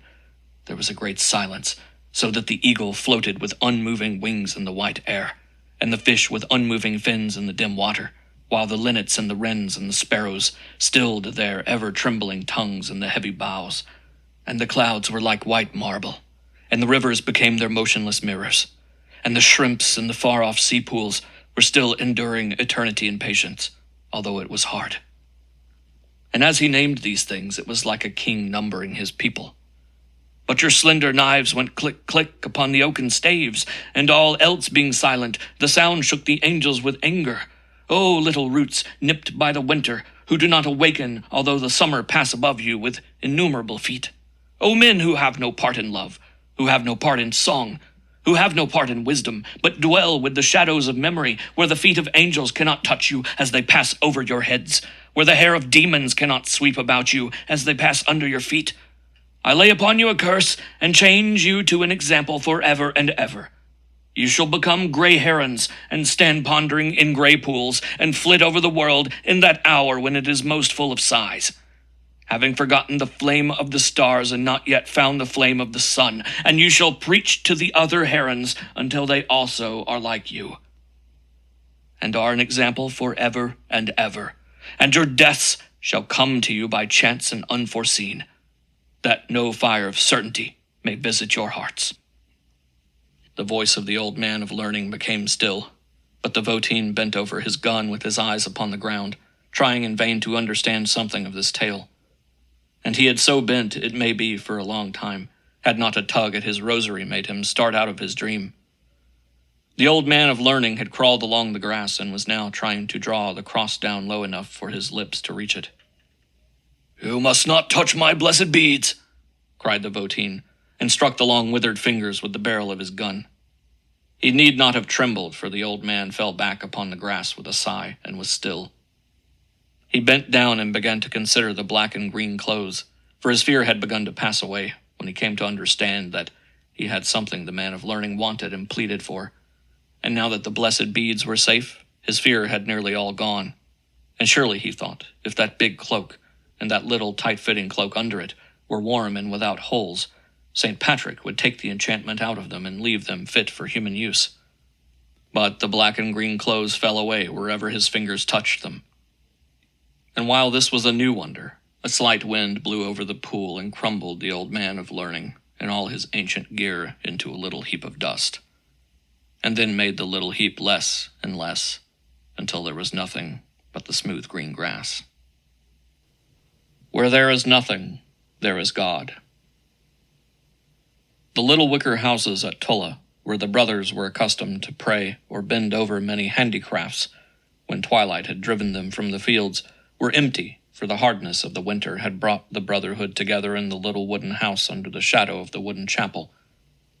And Abbot Malethgenius, Brother Dove, Brother Baldfox, Brother Peter, Brother Patrick, Brother Bittern, Brother Fairbrows, and many too young to have won names in the great battle, sat about the fire with ruddy faces, one mending lines to lay in the river for eels, one fashioning a snare for birds, one mending the broken handle of a spade, one writing in a large book, and one shaping a jeweled box to hold the book. And among the rushes at their feet lay the scholars, who would one day be brothers and whose schoolhouse it was, and for the succor of whose tender years the great fire was supposed to leap and flicker. One of these, a child of 8 or 9 years, called Oliol, lay upon his back looking up through the hole in the roof, through which the smoke went, and watching the stars appearing and disappearing in the smoke with mild eyes, like the eyes of a beast of the field. He turned presently to the brother who wrote in the big book, and whose duty was to teach the children, and said, "Brother Dove, to what are the stars fastened?" The brother, rejoicing to see so much curiosity in the stupidest of his scholars, laid down the pen and said, "There are 9 crystalline spheres, and on the first the moon is fastened, and on the second the planet Mercury, and on the third the planet Venus, and on the fourth the sun, on the fifth the planet Mars, on the sixth the planet Jupiter, on the seventh the planet Saturn. These are the wandering stars, and on the 8th are fastened the fixed stars, but the 9th sphere is a sphere of the substance on which the breath of God moved in the beginning." "What is beyond that?" said the child. "There is nothing beyond that. There is God." And then the child's eyes strayed to the jeweled box, where one great ruby was gleaming in the light of the fire, and he said, "Why has Brother Peter put a great ruby on the side of the box?" "The ruby is a symbol of the love of God." "Why is the ruby a symbol of the love of God?" "Because it is red like fire, and fire burns up everything, and where there is nothing, there is God." The child sank into silence, but presently sat up and said, "There is somebody outside." "No," replied the brother. "It is only the wolves. I have heard them moving about in the snow for some time. They are growing very wild now that the winter drives them from the mountains. They broke into a fold last night and carried off many sheep, and if we are not careful, they will devour everything." "No, it is the footstep of a man, for it is heavy, but I can hear the footsteps of the wolves also." He had no sooner done speaking than somebody rapped 3 times, but with no great loudness. "I will go and open, for he must be very cold." "Do not open, for it may be a man-wolf, and he may devour us all. but the boy had already drawn back the heavy wooden bolt, and all the faces, most of them a little pale, turned towards the slowly opening door. "He has beads and a cross. He cannot be a man-wolf," said the child, as a man with the snow heavy on his long ragged beard and on the matted hair that fell over his shoulders and nearly to his waist, and dropping from the tattered cloak that but half covered his withered brown body, came in and looked from face to face with mild, ecstatic eyes. Standing some way from the fire, and with eyes that had rested at last upon the Abbot Maleth Genius, he cried out, "O blessed Abbot, let me come to the fire and warm myself and dry the snow from my beard, and my hair and my cloak, that I may not die of the cold of the mountains, and anger the Lord with a wilful martyrdom." "Come to the fire," said the abbot, "and warm yourself, and eat the food the boy Oliol will bring you. It is sad indeed that any for whom Christ has died should be as poor as you." The man sat over the fire, and Oliol took away his now dripping cloak and laid meat and bread and wine before him. But he would only eat of the bread, and he put away the wine, asking for water. When his beard and hair had begun to dry a little and his limbs had ceased to shiver with the cold, he spoke again. "O blessed Abbot, have pity on the poor. Have pity on a beggar who has trodden the bare world this many a year, and give me some labor to do, the hardest there is, for I am the poorest of God's poor." Then the brothers discussed together what work they could put him to, and at first to little purpose, for there was no labor that had not found its laborer in that busy community. But at last one remembered that Brother Baldfox, whose business it was to turn the great quern in the quern house, for he was too stupid for anything else, was getting old for so heavy a labor, and so the beggar was put to the quern for the morrow.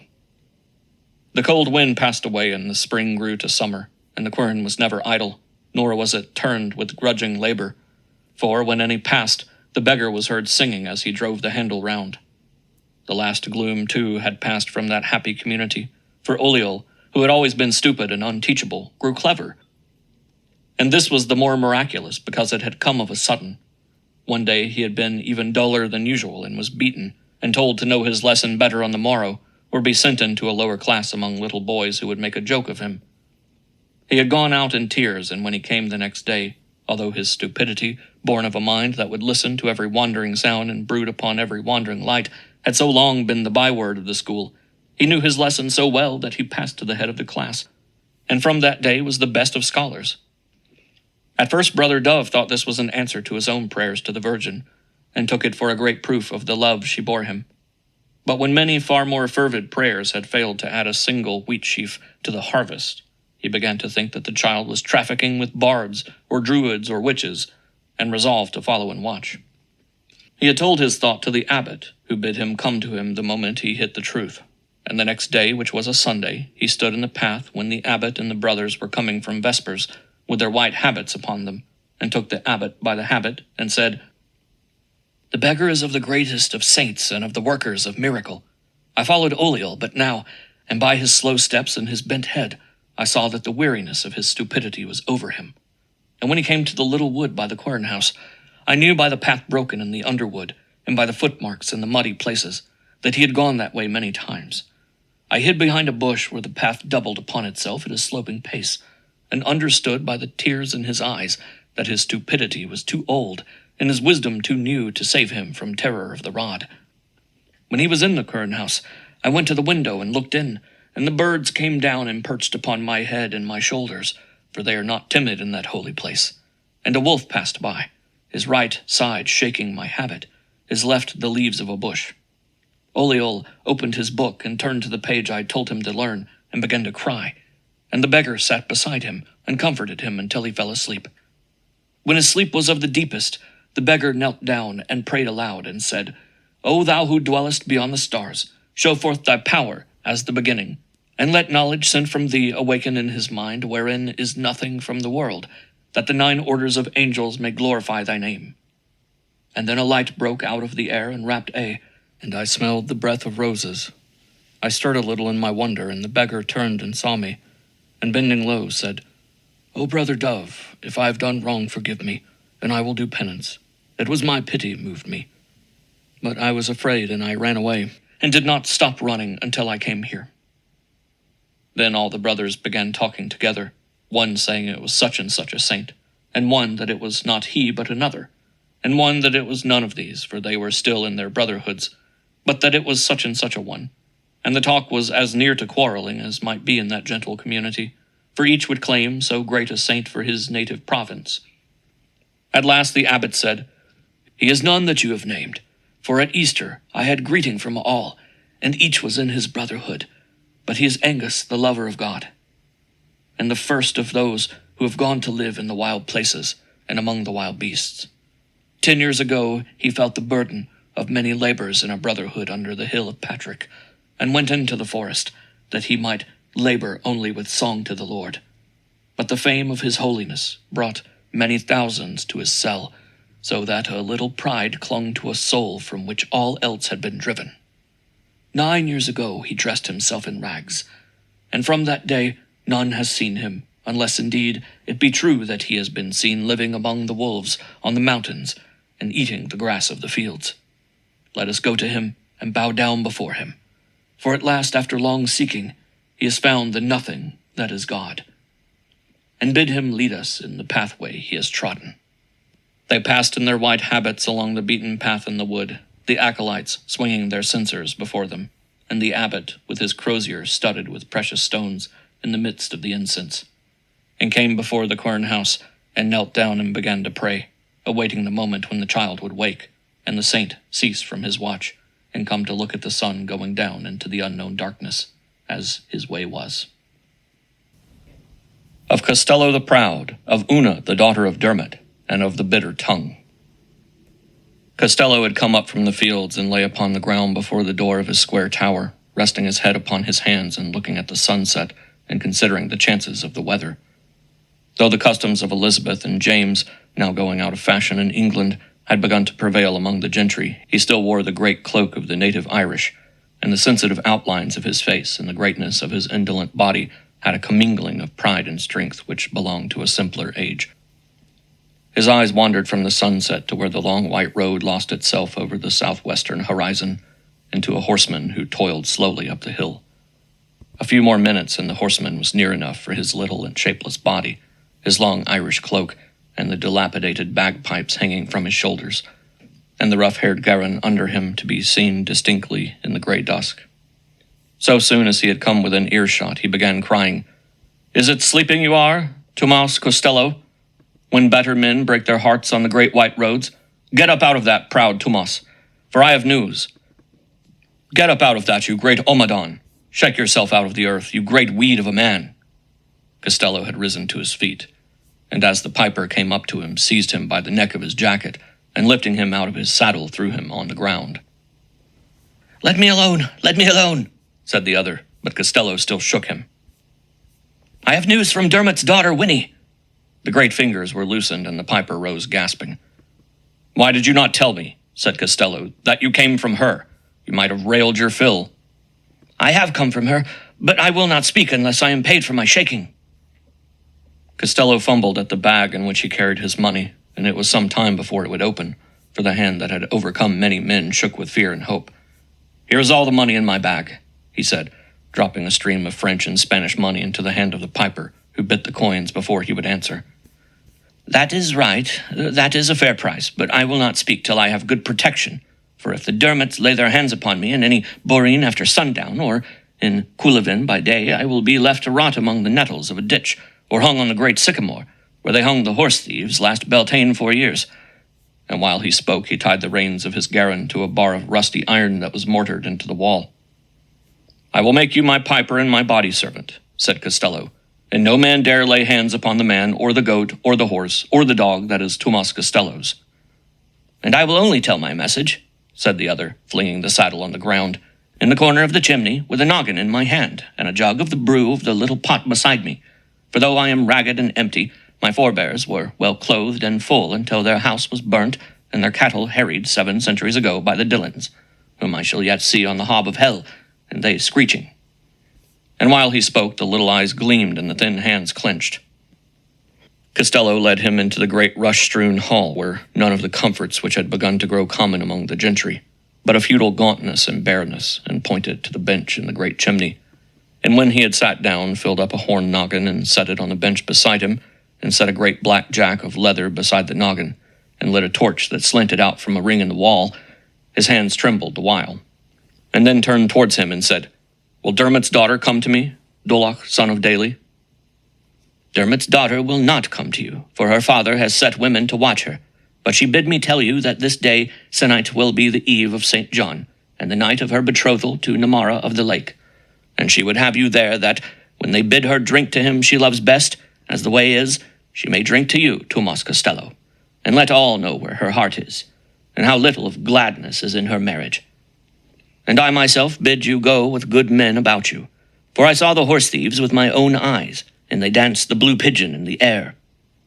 And then he held the now empty noggin towards Costello, his hand closing round it like the claw of a bird, and cried, "Fill my noggin again, for I would the day had come when all the water in the world is to shrink into a periwinkle shell, that I might drink nothing but poteen." Finding that Costello made no reply but sat in a dream, he burst out, "Fill my noggin, I tell you, for no Costello is so great in the world that he should not wait upon a Daly, even though the Daly travel the road with his pipes, and the Costello have a bare hill, an empty house, a horse, a herd of goats, and a handful of cows." "Praise the Dalys if you will," said Costello as he filled the noggin, "for you have brought me a kind word from my love." For the next few days, Doloch went hither and thither trying to raise a bodyguard, and every man he met had some story of Costello, how he killed the wrestler when but a boy by so straining at the belt that went about them both that he broke the big wrestler's back, how when somewhat older he dragged fierce horses through a ford in the Untchen for a wager, how when he came to manhood he broke the still horseshoe in Mayo, how he drove many men before him through rushy meadow at Drummanair because of a malevolent song they had about his poverty, and of many another deed of his strength and pride, but he could find none who would trust themselves with any so passionate and poor in a quarrel with careful and wealthy persons, like Dermot of the Sheep and Namara of the Lake. Then Costello went out himself, and after listening to many excuses, and in many places, brought in a big half-witted fellow who followed him like a dog, a farm laborer who worshipped him for his strength, a fat farmer whose forefathers had served his family, and a couple of lads who looked after his goats and cows, and marshaled them before the fire in the empty hall. They had brought with them their stout cudgels, and Costello gave them an old pistol apiece, and kept them all night drinking Spanish ale and shooting at a white turnip, which he pinned against the wall with a skewer. Doloch of the pipes sat on the bench in the chimney, playing the green bunch of rushes, the Untchen stream, and the princes of Breffany on his old pipes, and railing now at the appearance of the shooters, now at their clumsy shooting, and now at Costello because he had no better servants. The laborer, the half-witted fellow, the farmer, and the lads were all well accustomed to Doloch's railing, for it was as inseparable from wake or wedding as the squealing of his pipes. But they wondered at the forbearance of Costello, who seldom came either to wake or wedding, and if he had, would scarce have been patient with a scolding piper. On the next evening they set out for Coulavin, Costello riding a tolerable horse and carrying a sword, the others upon rough-haired garrons, and with their stout cudgels under their arms. As they rose over the bogs and in the borines among the hills, they could see fire answering fire from hill to hill, from horizon to horizon, and everywhere groups who danced in the red light on the turf, celebrating the bridal of life and fire. When they came to Dermot's house, they saw before the door an unusually large group of the very poor dancing about a fire, in the midst of which was a blazing cartwheel, that circular dance which is so ancient that the gods, long dwindled to be but fairies, danced no other in their secret places. From the door and through the long loopholes on either side came the pale light of candles, and the sound of many feet dancing a dance of Elizabeth and James. They tied their horses to bushes, for the number so tied already showed that the stables were full, and shoved their way through a crowd of peasants who stood about the door, and went into the great hall where the dance was. The laborer, the half-witted fellow, the farmer, and the two lads mixed with a group of servants who were looking on from an alcove, and Doloch sat with the pipers on their bench. But Costello made his way through the dancers to where Dermot of the Sheep stood with Namara of the Lake, pouring poteen out of a porcelain jug into horn noggins with silver rims. "Tomas Costello," said the old man, "you have done a good deed to forget what has been, and to fling away enmity, and come to the betrothal of my daughter to Namara of the Lake." "I come," answered Costello, "because when in the time of Costello de Ungolo, my forebears overcame your forebears, and afterwards made peace, a compact was made that a Costello might go with his body servants and his piper to every feast given by a Dermot forever. and a Dermot with his body servants and his piper, to every feast given by a Costello forever. "If you come with evil thoughts and armed men," said the son of Dermot, flushing, "no matter how strong your hands to wrestle and to swing the sword, it shall go badly with you. For some of my wife's clan have come out of Mayo, and my 3 brothers and their servants have come down from the Ox Mountains." And while he spoke, he kept his hand inside his coat, as though upon the handle of a weapon. "No," answered Costello, "I but come to dance a farewell dance with your daughter." Dermot drew his hand out of his coat, and went over to a tall pale girl who was now standing but a little way off with her mild eyes fixed upon the ground. "Costello has come to dance a farewell dance, for he knows that you will never see one another again." The girl lifted her eyes and gazed at Costello, and in her gaze was that trust of the humble and the proud, the gentle and the violent, which has been the tragedy of woman from the beginning. Costello led her among the dancers, and they were soon drawn into the rhythm of the pavane, that stately dance which, with the saraband, the galliad, and the Maurice dances, had driven out among all but the most Irish of the gentry, the quicker rhythms of the verse-interwoven pantomimic dances of earlier days. And while they danced, there came over them the unutterable melancholy, the weariness with the world, the poignant and bitter pity for one another, the vague anger against common hopes and fears, which is the exaltation of love. And when a dance ended and the pipers laid down their pipes and lifted their horn noggins, they stood a little from the others, waiting pensively and silently for the dance to begin again, and the fire in their hearts to leap up and to wrap them anew. And so they danced, pavane and saraband and galliad and Maurice, through the night long, and many stood still to watch them, and the peasants came about the door and peered in, as though they understood that they would gather their children's children about them long hence, and tell how they had seen Costello dance with Dermot's daughter Una, and become, by the telling themselves, a portion of ancient romance. But through all the dancing and piping, Namara of the lake went hither and thither, talking loudly, and making foolish jokes that all might seem well with him. And old Dermot of the sheep grew redder and redder, and looked oftener and oftener at the doorway to see if the candles there grew yellow in the dawn. At last he saw that the moment to end had come, and in a pause after a dance, cried out from where the horn noggin stood that his daughter would now drink the cup of betrothal. Then Una came over to where he was, and the guests stood round in a half-circle, Costello close to the wall to the right, and the piper, the laborer, the farmer, the half-witted man, and the 2 farm lads close behind him. The old man took out of a niche in the wall the silver cup from which her mother and her mother's mother had drunk the toasts of their betrothals, and poured poteen out of a porcelain jug, and handed the cup to his daughter with the customary words, "Drink to whom you love the best." She held the cup to her lips for a moment, and then said in a clear, soft voice, "I drink to my true love, Tomas Costello." And then the cup rolled over and over on the ground, ringing like a bell, for the old man had struck her in the face and the cup had fallen, and there was a deep silence.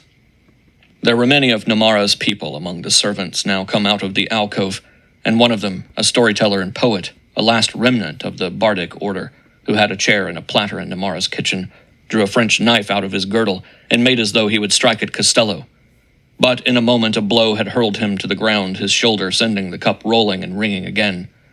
The click of steel had followed quickly, had not there come a muttering and shouting from the peasants about the door, and from those crowding up behind them. And all knew that these were no children of Queen's Irish or friendly Namaras and Dermots, but of the wild Irish about Loch Gara and Loch Cara, who rode their skin coracles and had masses of hair over their eyes, and left the right arms of their children unchristened, that they might give the stouter blows, and swore only by St. Atty and sun and moon, and worshipped beauty and strength more than St. Atty or sun and moon.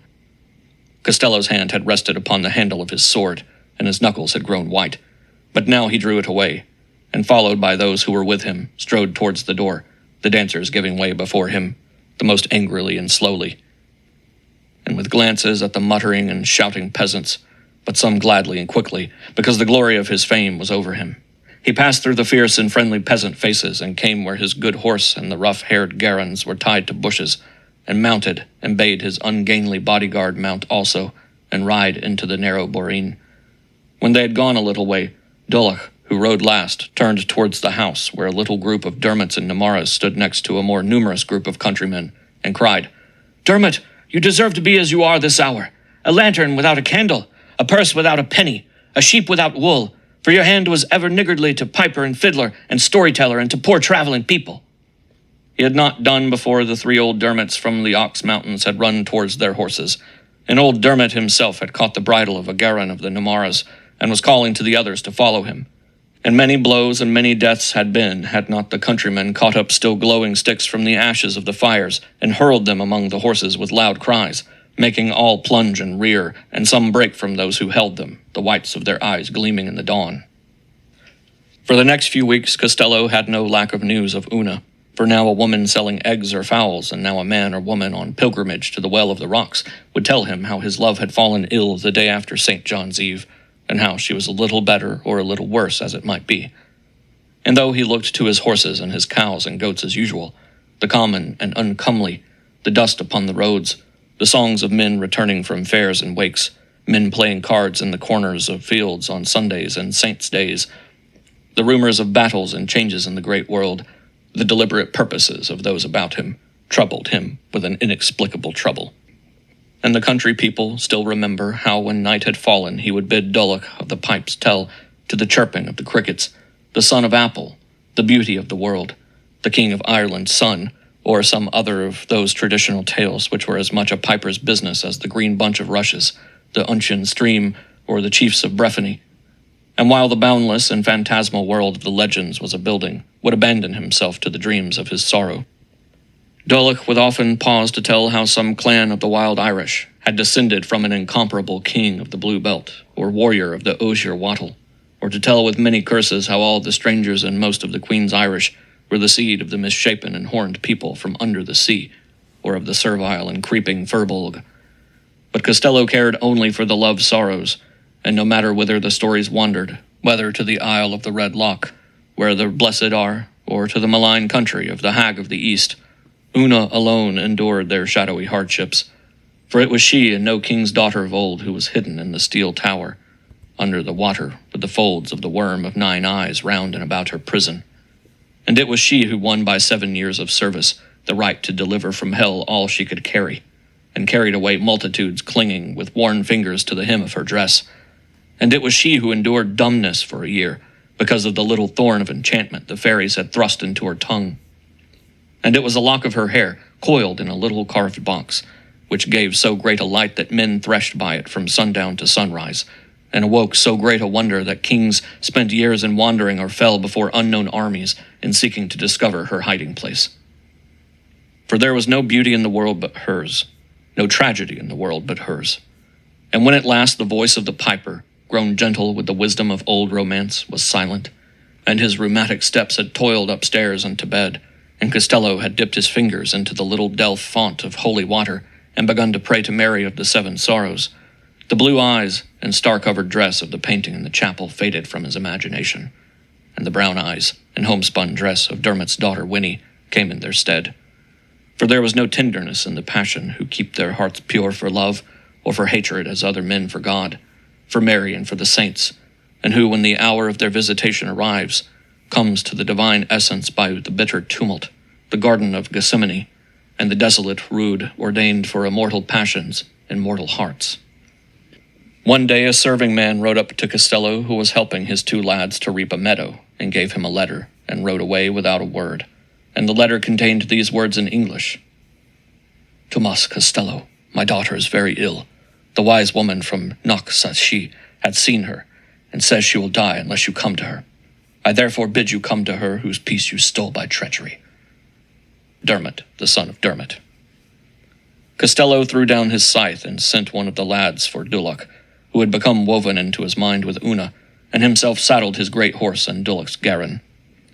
When they came to Dermot's house, it was late afternoon, and Loch Gara lay down below them, blue, mirror-like, and deserted. And though they had seen, when at a distance, dark figures moving about the door, the house appeared not less deserted than the loch. The door stood half open, and Costello knocked upon it again and again, so that a number of lake gulls flew up out of the grass and circled screaming over his head, but there was no answer. "There is no one here," said Dulloch, "for Dermot of the Sheep is too proud to welcome Costello the Proud." And he threw the door open, and they saw a ragged, dirty, very old woman, who sat upon the floor leaning against the wall, Costello knew that it was Bridget Delaney, a deaf and dumb beggar, and she, when she saw him, stood up and made a sign to him to follow, and led him and his companion up a stair and down a long corridor to a closed door. She pushed the door open and went a little way off and sat down as before. Dulloch sat upon the ground also, but close to the door, and Costello went and gazed upon Winnie sleeping upon a bed. He sat upon a chair beside her and waited, and a long time passed, and still she slept on. And then Dulloch motioned to him through the door to wake her, but he hushed his very breath, that she might sleep on, for his heart was full of that ungovernable pity which makes the fading heart of the lover a shadow of the divine heart. Presently he turned to Dulloch and said, "It is not right that I stay here, where there are none of her kindred, for the common people are always ready to blame the beautiful." And then they went down and stood at the door of the house and waited. But the evening wore on, and no one came. "It was a foolish man that called you, proud Costello," Dulloch cried at last. "Had he seen you waiting and waiting, where they left none but a beggar to welcome you, it is humble Costello he would have called you." Then Costello mounted, and Dulloch mounted, but when they had ridden a little way, Costello tightened the reins and made his horse stand still. Many minutes passed, and then Dulloch cried, "It is no wonder that you fear to offend Dermot of the Sheep, for he has many brothers and friends, and though he is old, he is a strong man, and ready with his hands, and he is of the Queen's Irish, and the enemies of the Gael are upon his side." And Costello answered, flushing and looking towards the house, "I swear by the Mother of God that I will never return there again if they do not send after me before I pass the ford in the Brown River." And he rode on, but so very slowly that the sun went down, and the bats began to fly over the bogs. When he came to the river, he lingered a while upon the bank among the flowers of the flag, but presently rode out into the middle, and stopped his horse in a foaming shallow. Dulloch, however, crossed over and waited on a further bank above a deeper place. After a good while, Dulloch cried out again, and this time very bitterly, "It was a fool who begot you, and a fool who bore you, and they are fools of all fools who say you come of an old and noble stock, for you come of whey-faced beggars who travel from door to door, bowing to gentles and to serving men." With bent head, Costello rode through the river and stood beside him, and would have spoken had not hoofs clattered on the further bank, and a horseman splashed towards them. It was a serving man of Dermot's, and he said, speaking breathlessly like one who had ridden hard, "Thomas Costello, I come to bid you again to Dermot's house. When you had gone, his daughter Winnie awoke and called your name, for you had been in her dreams. Bridget Delaney, the dummy, saw her lips move and the trouble upon her, and came where we were hiding in the wood above the house, and took Dermot of the Sheep by the coat and brought him to his daughter. He saw the trouble upon her, and bid me ride his own horse to bring you the quicker." Then Costello turned towards the piper Dulloch daily, and taking him about the waist, lifted him out of the saddle and hurled him against a grey rock that rose up out of the river, so that he fell lifeless into the deep place, and the water swept over the tongue which God had made bitter, that there might be a story in men's ears in after time. Then plunging his spurs into the horse, he rode away furiously toward the northwest, along the edge of the river, and did not pause until he came to another and smoother ford, and saw the rising moon mirrored in the water.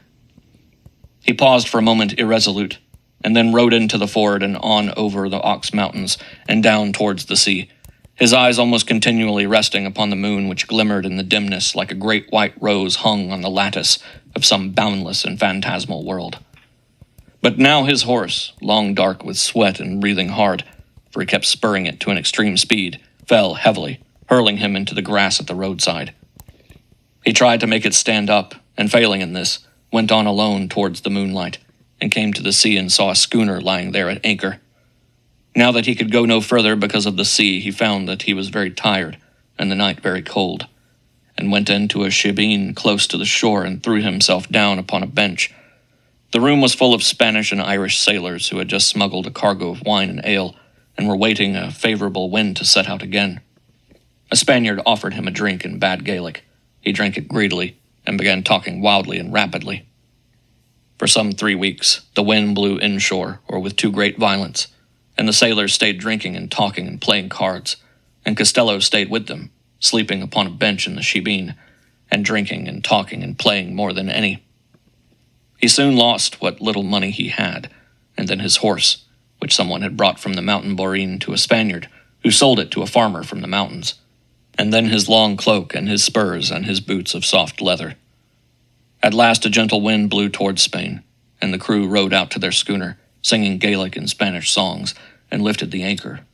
And in a little while, the white sails had dropped under the horizon.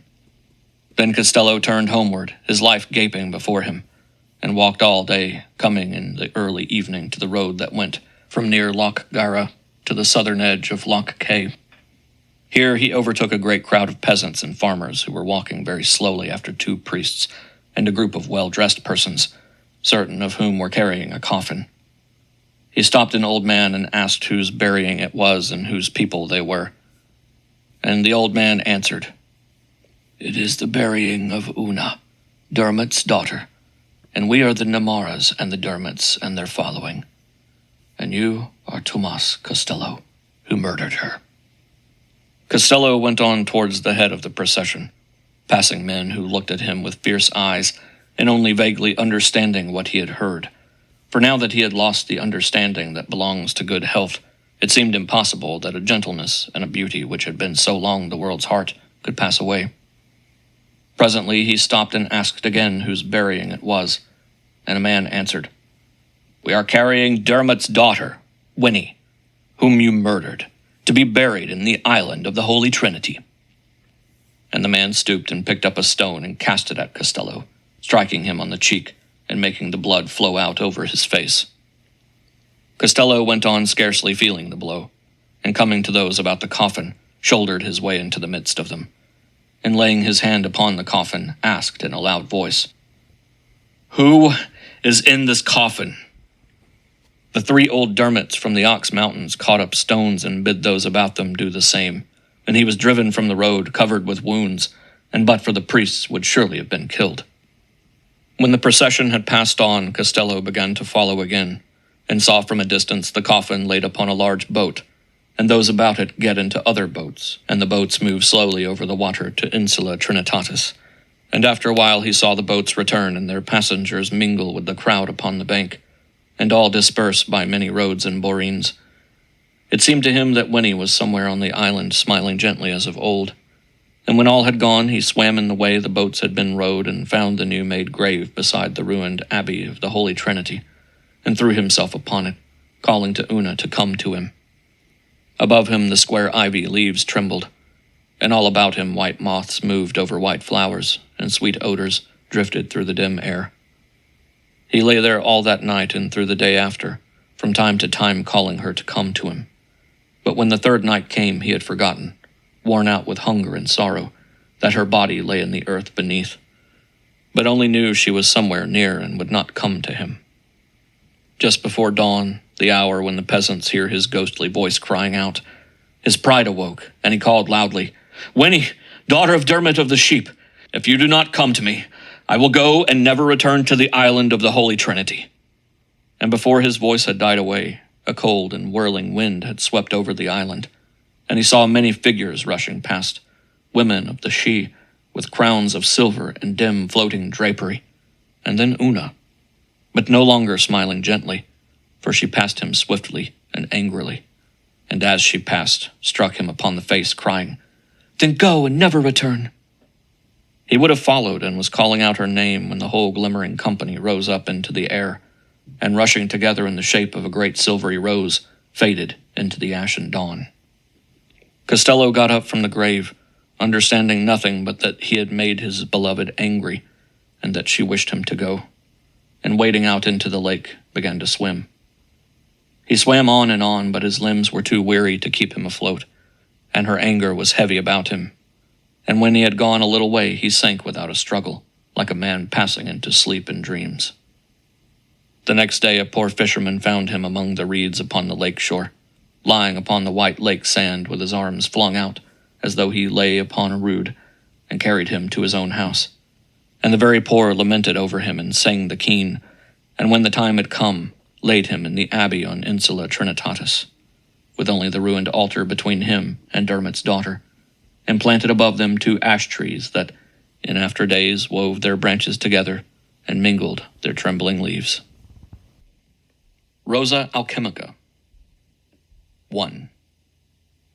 It is now more than 10 years since I met for the last time Michael Robarts, and for the first time and the last time his friends and fellow students, and witnessed his and their tragic end, and endured those strange experiences which have changed me so that my writings have grown less popular and less intelligible, and driven me almost to the verge of taking the habit of St. Dominic.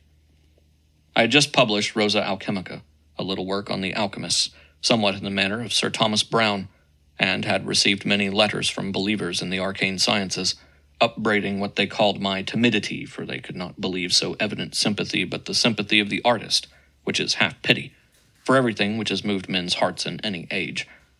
I discovered early in my researches that their doctrine was no merely chemical fantasy, but a philosophy they applied to the world, to the elements, and to man himself, and that they sought to fashion gold out of common metals merely as part of a universal transmutation of all things into some divine and imperishable substance. And this enabled me to make my little book a fanciful reverie over the transmutation of life into art, and a cry of measureless desire for a world made wholly of essences. I was sitting dreaming of what I had written in my house in one of the old parts of Dublin, a house my ancestors had made almost famous through their part in the politics of the city and their friendships with the famous men of their generations, and was feeling an unwonted happiness at having at last accomplished a long-cherished design, and made my rooms an expression of this favorite doctrine. The portraits of more historical than artistic interest had gone, and tapestry full of the blue and bronze of peacocks fell over the doors and shut out all history and activity untouched with beauty and peace.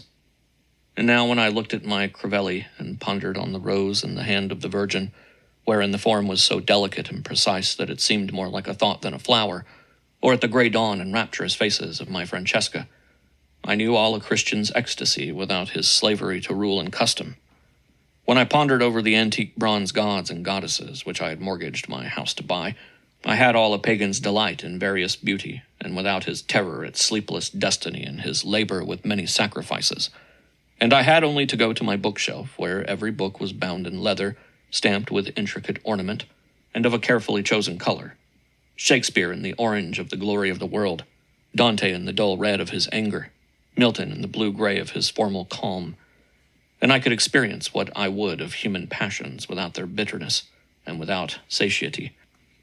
I had gathered about me all gods because I believed in none, and experienced every pleasure because I gave myself to none, but held myself apart, individual, indissoluble, a mirror of polished steel. I looked in the triumph of this imagination at the birds of Hera, glowing in the firelight as though they were wrought of jewels, and, to my mind, for which symbolism was a necessity, they seemed the doorkeepers of my world, shutting out all that was not of as affluent a beauty as their own. And for a moment I thought, as I had thought in so many other moments, that it was possible to rob life of every bitterness except the bitterness of death. And then a thought which had followed this thought, time after time, filled me with a passionate sorrow. All those forms, that Madonna with her brooding purity, those rapturous faces singing in the morning light, those bronze divinities with their passionless dignity, those wild shapes rushing from despair to despair, belonged to a divine world wherein I had no part. And every experience, however profound, every perception, however exquisite, would bring me to the bitter dream of a limitless energy I could never know. And even in my most perfect moment I would be two selves, the one watching with heavy eyes, the other's movement of content. I had heaped about me the gold born in the crucibles of others, but the supreme dream of the alchemist, the transmutation of the weary heart into a weariless spirit, was as far from me as, I doubted not, it had been from him also.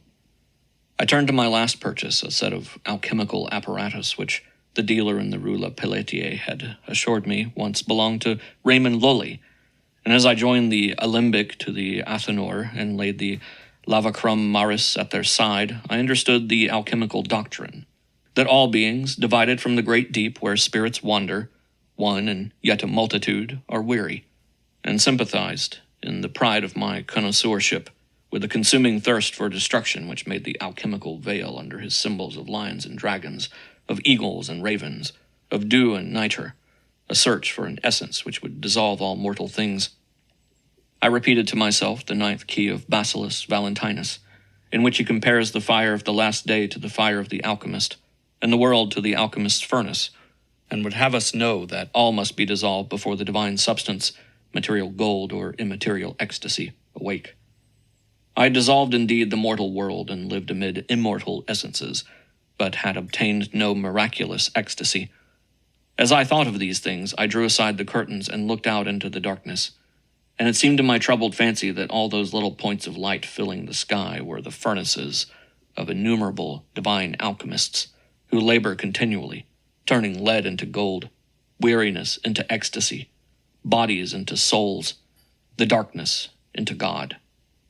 And at their perfect labor my mortality grew heavy, and I cried out, as so many dreamers and men of letters in our age have cried, for the birth of that elaborate spiritual beauty, which could alone uplift souls weighted with so many dreams. 2.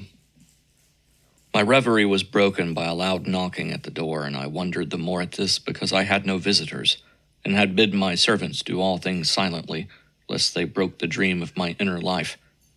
Feeling a little curious, I resolved to go to the door myself, and taking one of the silver candlesticks from the mantelpiece, began to descend the stairs. The servants appeared to be out, for though the sound poured through every corner and crevice of the house, there was no stir in the lower rooms. I remember that because my needs were so few, my part in life so little, they had begun to come and go as they would, often leaving me alone for hours. The emptiness and silence of a world from which I had driven everything but dreams suddenly overwhelmed me, and I shuddered as I drew the bolt. I found before me Michael Robarts, whom I had not seen for years, and whose wild red hair, fierce eyes, sensitive tremulous lips, and rough clothes made him look now just as they used to do 15 years before, something between a debauchee, a saint, and a peasant.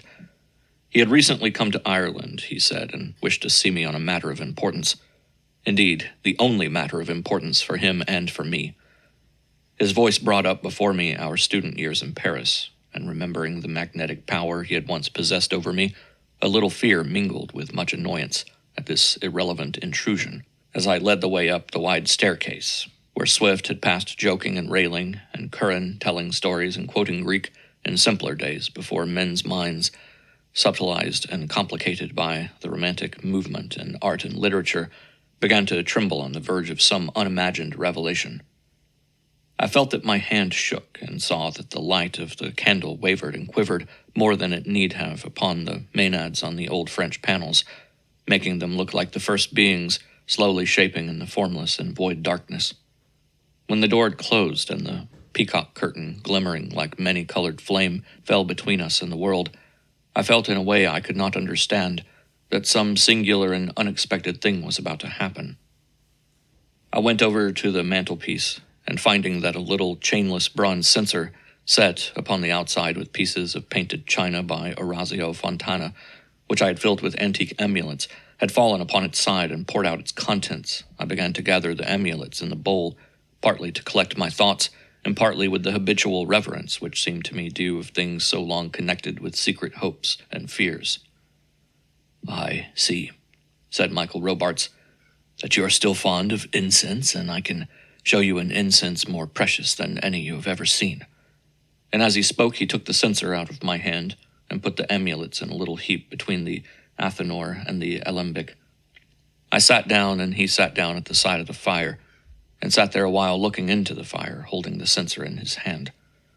"I have come to ask you something," he said, "and the incense will fill the room and our thoughts with its sweet odor while we are talking. I got it from an old man in Syria, who said it was made from flowers, of one kind with the flowers that laid their heavy purple petals upon the hands and upon the feet of Christ in the Garden of Gethsemane, and folded him in their heavy breath until he cried against the cross and his destiny." He shook some dust into the censer out of a small silk bag, and set the censer upon the floor, and lit the dust, which sent up a blue stream of smoke that spread out over the ceiling, and flowed downwards again until it was like Milton's banyan tree. It filled me as incense often does with a faint sleepiness, so that I started when he said, "I've come to ask you that question which I asked you in Paris, and which you left Paris rather than answer." He had turned his eyes toward me, and I saw them glitter in the firelight and through the incense as I replied, You mean, will I become an initiate of your Order of the Alchemical Rose? I would not consent in Paris when I was full of unsatisfied desire, and now that I have at last fashioned my life according to my desire, am I likely to consent?" "You have changed greatly since then," he answered. "I have read your books, and now I see you among all these images, and I understand you better than you do yourself, for I have been with many and many dreamers at the same crossways. You have shut away the world and gathered the gods about you, and if you do not throw yourself at their feet, you will be always full of lassitude and of wavering purpose. For a man must forget he is miserable in the bustle and noise of the multitude in this world and in time, or seek a mystical union with the multitude who govern this world and time." And then he murmured something I could not hear, and as though to someone I could not see. For a moment the room appeared to darken, as it used to do when he was about to perform some singular experiment, and in the darkness the peacocks upon the doors seemed to glow with a more intense color. I cast off the illusion, which was, I believe, merely caused by memory and by the twilight of incense, for I would not acknowledge that he could overcome my now mature intellect. And I said, "Even if I grant that I need a spiritual belief in some form of worship, why should I go to Eleusis and not to Calvary?" He leaned forward and began speaking with a slight rhythmical intonation, and as he spoke I had to struggle again with the shadow, as of some older night than the night of the sun, which began to dim the light of the candles and to blot out the little gleams upon the corner of picture frames and on the bronze divinities, and to turn the blue of the incense to a heavy purple, while it left the peacocks to glimmer and glow as though each separate color were a living spirit. I had fallen into a profound dreamlike reverie in which I heard him speaking as at a distance. "And yet there is no one who communes with only one God," he was saying. "And the more a man lives in imagination and in a refined understanding, the more gods does he meet with and talk with, and the more does he come under the power of Roland, who sounded in the valley of Roncesvalles, the last trumpet of the body's will and pleasure, and of Hamlet, who saw them perishing away and sighed, and of Faust, who looked for them up and down in the world and could not find them, and under the power of all those countless divinities who have taken upon themselves spiritual bodies in the minds of the modern poets and romance writers, and under the power of the old divinities who, since the Renaissance, have won everything of their ancient worship except the sacrifice of birds and fishes, the fragrance of garlands, and the smoke of incense. The many think humanity made these divinities, and that it can unmake them again. But we who have seen them in passing in rattling harness, and in soft robes, and heard them speak with articulate voices while we lay in death-like trance, know that they are always making and unmaking humanity, which is indeed but the trembling of their lips."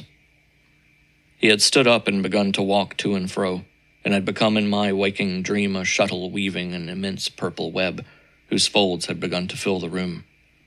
The room seemed to have become inexplicably silent, as though all but the web and the weaving were at an end in the world. "They have come to us. They have come to us," the voice began again. "All that have ever been in your reverie, all that you have met with in books. There is Lear, his head still wet with the thunderstorm. And he laughs because you thought yourself in existence, who are but a shadow, and him a shadow who is an eternal God. And there is Beatrice with her lips half parted in a smile, as though all the stars were about to pass away in a sigh of love. And there is the mother of the god of humility, who cast so great a spell over men that they have tried to unpeople their hearts, that he might reign alone. But she holds in her hand the rose, whose every petal is a god. And there, oh swiftly she comes, is Aphrodite under a twilight falling from the wings of numberless sparrows, and about her feet are the gray and white doves."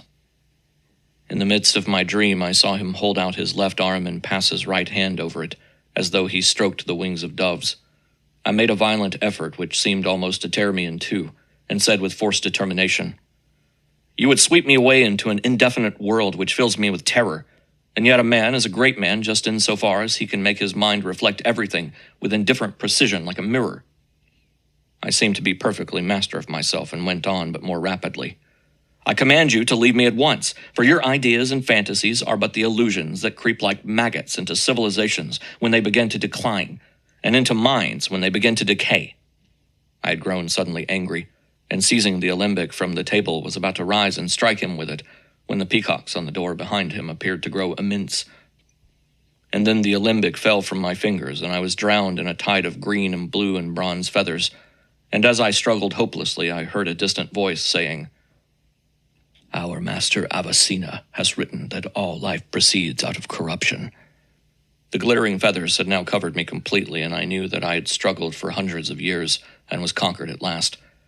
I was sinking into the depth when the green and blue and bronze that seemed to fill the world became a sea of flame and swept me away, and as I was swirled along I heard a voice over my head cry, "The mirror is broken in 2 pieces," and another voice answer, "The mirror is broken in 4 pieces," and a more distant voice cry with an exultant cry, "The mirror is broken into numberless pieces," and then a multitude of pale hands were reaching towards me, and strange gentle faces bending above me, and half wailing and half caressing voices uttering words that were forgotten the moment they were spoken.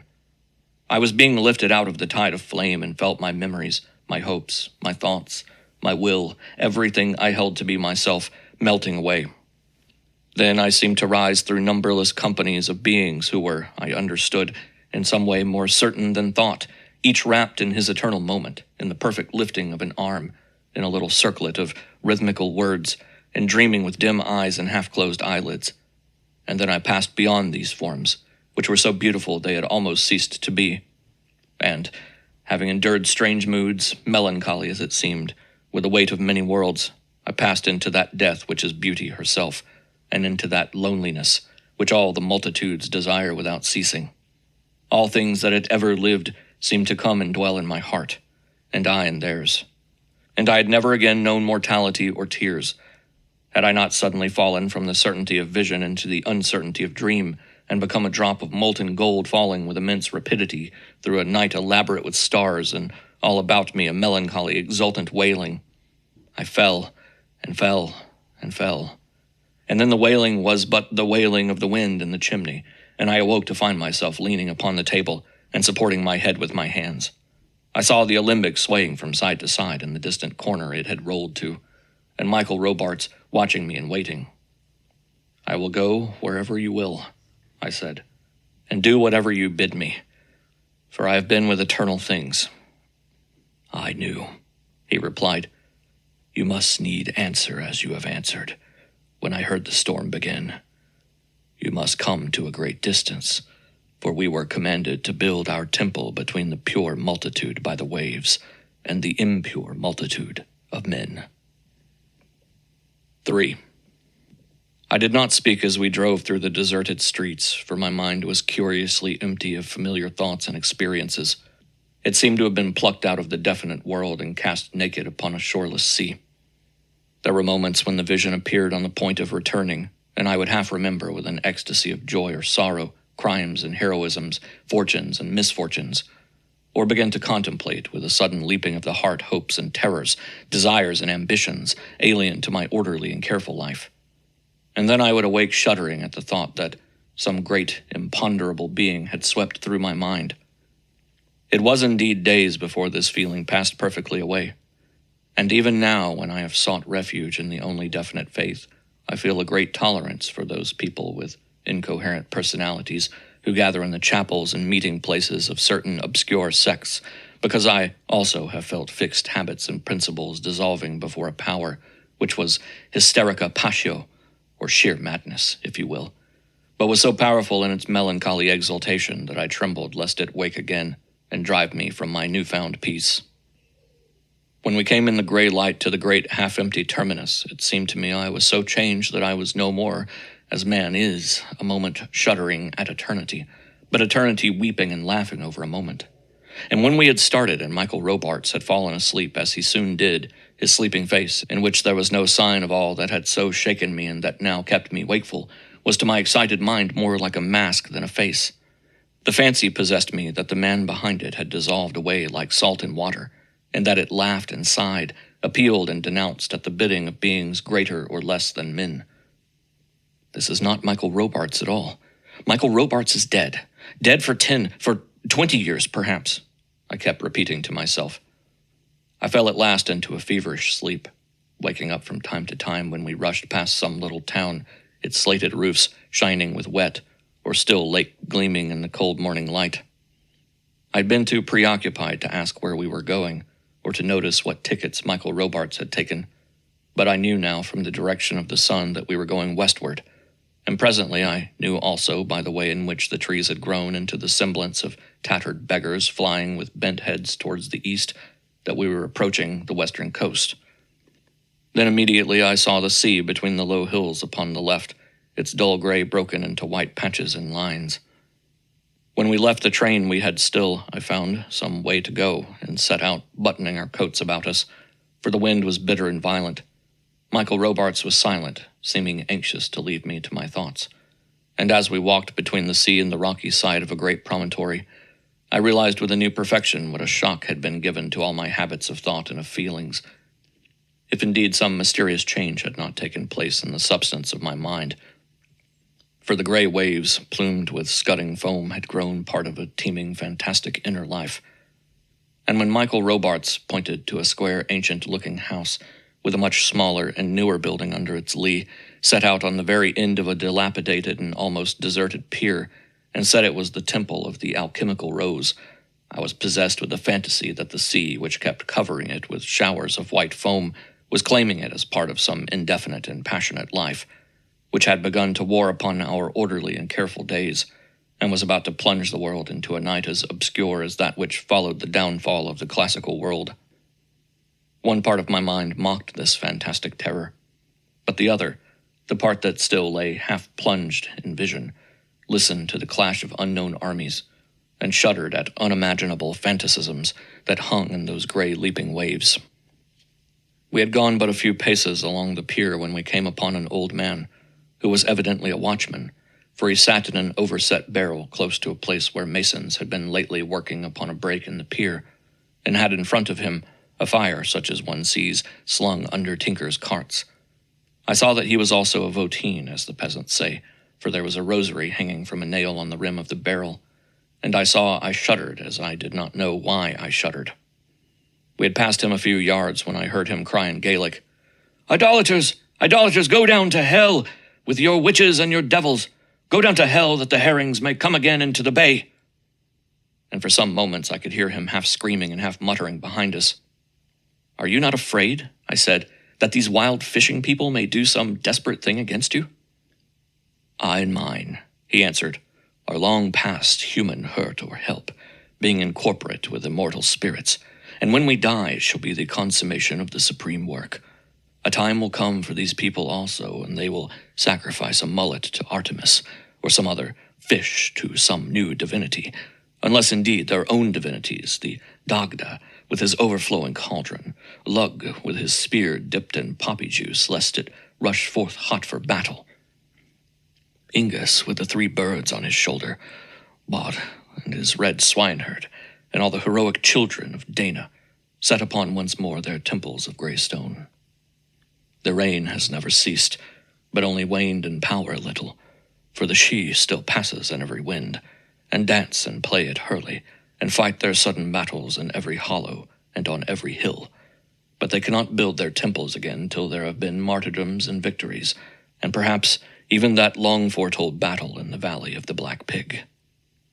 Keeping close to the wall that went about the pier on the seaward side, to escape the driving foam and the wind which threatened every moment to lift us off our feet, we made our way in silence to the door of the square building. Michael Robarts opened it with a key, on which I saw the rust of many salt winds, and led me along a bare passage and up an uncarpeted stair to a little room surrounded with bookshelves. A meal would be brought, but only of fruit, for I must submit to a tempered fast before the ceremony, he explained, and with it a book on the doctrine and method of the order, over which I was to spend what remained of the winter daylight. He then left me, promising to return an hour before the ceremony. I began searching among the bookshelves and found one of the most exhaustive alchemical libraries I have ever seen. There were the works of Morianus, who hid his immortal body under a shirt of haircloth, of Avicenna, who was a drunkard and yet controlled numberless legions of spirits, of Al-Farabi, who put so many spirits into his lute that he could make men laugh or weep, or fall in deadly trance as he would, of Lully, who transformed himself into the likeness of a red cock, of Flamel, who with his wife Parnella achieved the elixir many hundreds of years ago, and is fabled to live still in Arabia among the dervishes, and of many of less fame. There were very few mystics but alchemical mystics, and because I had little doubt of the devotion to one god, of the greater number, and of the limited sense of beauty, which Robarts would hold an inevitable consequence, but I did notice a complete set of facsimiles of the prophetical writings of William Blake, and probably because of the multitudes that thronged his illumination and were like the gay fishes on the wave when the moon sucks up the dew.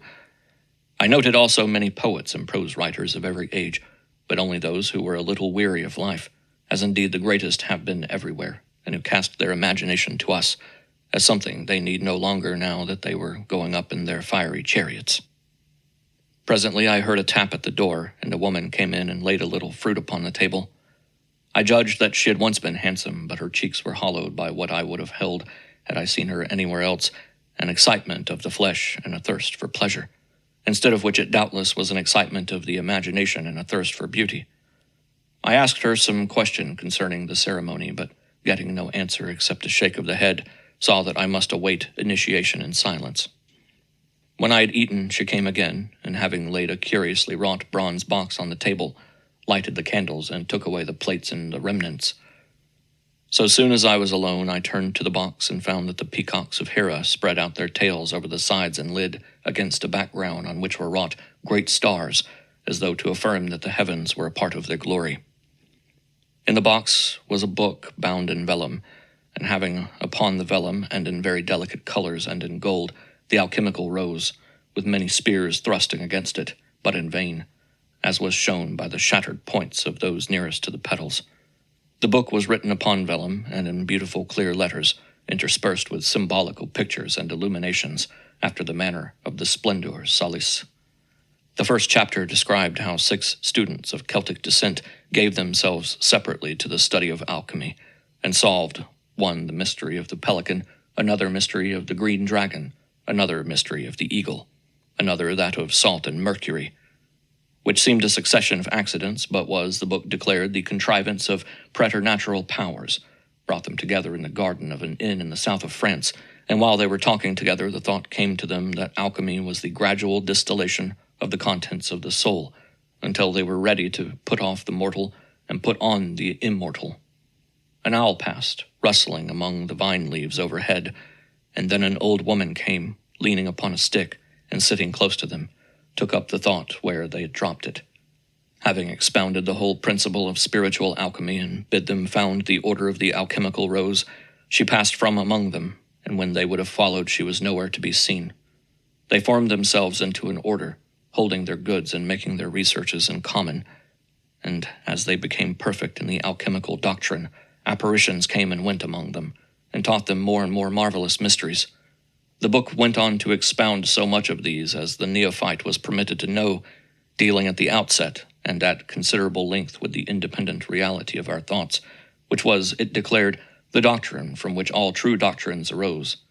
If you imagine, it said, the semblance of a living being, it is at once possessed by a wandering soul, and goes hither and thither, working good or evil, until the moment of its death has come, and gave many examples received, it said, from many gods. Eros had taught them how to fashion forms in which a divine soul could dwell, and whisper what they would into sleeping minds. And 8, forms from which demonic beings could pour madness or unquiet dreams into sleeping blood, and Hermes, that if you powerfully imagined a hound at your bedside, it would keep watch there until you woke, and drive away all but the mightiest demons, but that, if your imagination was weakly, the hound would be weakly also, and the demons prevail, and the hound soon die. And Aphrodite, that if you made, by a strong imagining, a dove crowned with silver and had it flutter over your head, its soft cooing would make sweet dreams of immortal love gather and brood over mortal sleep. And all divinities alike had revealed with many warnings and lamentations that all minds are continually giving birth to such beings, and sending them forth to work health or disease, joy, or madness. If you would give forms to the evil powers, it went on, you were to make them ugly, thrusting out a lip with the thirsts of life, or breaking the proportions of a body with the burdens of life. But the divine powers would only appear in beautiful shapes, which are but, as it were, shapes trembling out of existence, folding up into a timeless ecstasy, drifting with half-shut eyes into a sleepy stillness. The bodiless souls who descended into these forms were what men called the moods, and worked all great changes in the world, for just as the magician or the artist could call them when he would, so they could call out of the mind of the magician or the artist, or, if they were demons, out of the mind of the mad or the ignoble, what shape they would, and through its voice and its gestures pour themselves out upon the world. In this way all great events were accomplished, a mood, a divinity, or a demon, first descending like a faint sign to men's minds, and then changing their thoughts and their actions, until hair that was yellow had grown black, or hair that was black had grown yellow, and empires moved their border, as though they were but drifts of leaves. The rest of the book contained symbols of form and sound and color, and their attribution to divinities and demons, so that the initiate might fashion a shape for any divinity or any demon, and be as powerful as Avicenna among those who live under the roots of tears and of laughter. 4. A couple of hours after sunset, Michael Robarts returned and told me that I would have to learn the steps of an exceedingly antique dance, because before my initiation could be perfected, I had to join 3 times in a magical dance, for rhythm was the wheel of eternity, on which alone the transient and accidental could be broken and the spirit set free. I found that the steps, which were simple enough, resembled certain antique Greek dances, and having been a good dancer in my youth and the master of many curious Gaelic steps, I soon had them in my memory. He then robed me and himself in a costume which suggested by its shape both Greece and Egypt, but by its crimson color a more passionate life than theirs. And having put into my hands a little chainless censer of bronze wrought into the likeness of a rose by some modern craftsman, he told me to open a small door opposite to the door by which I had entered.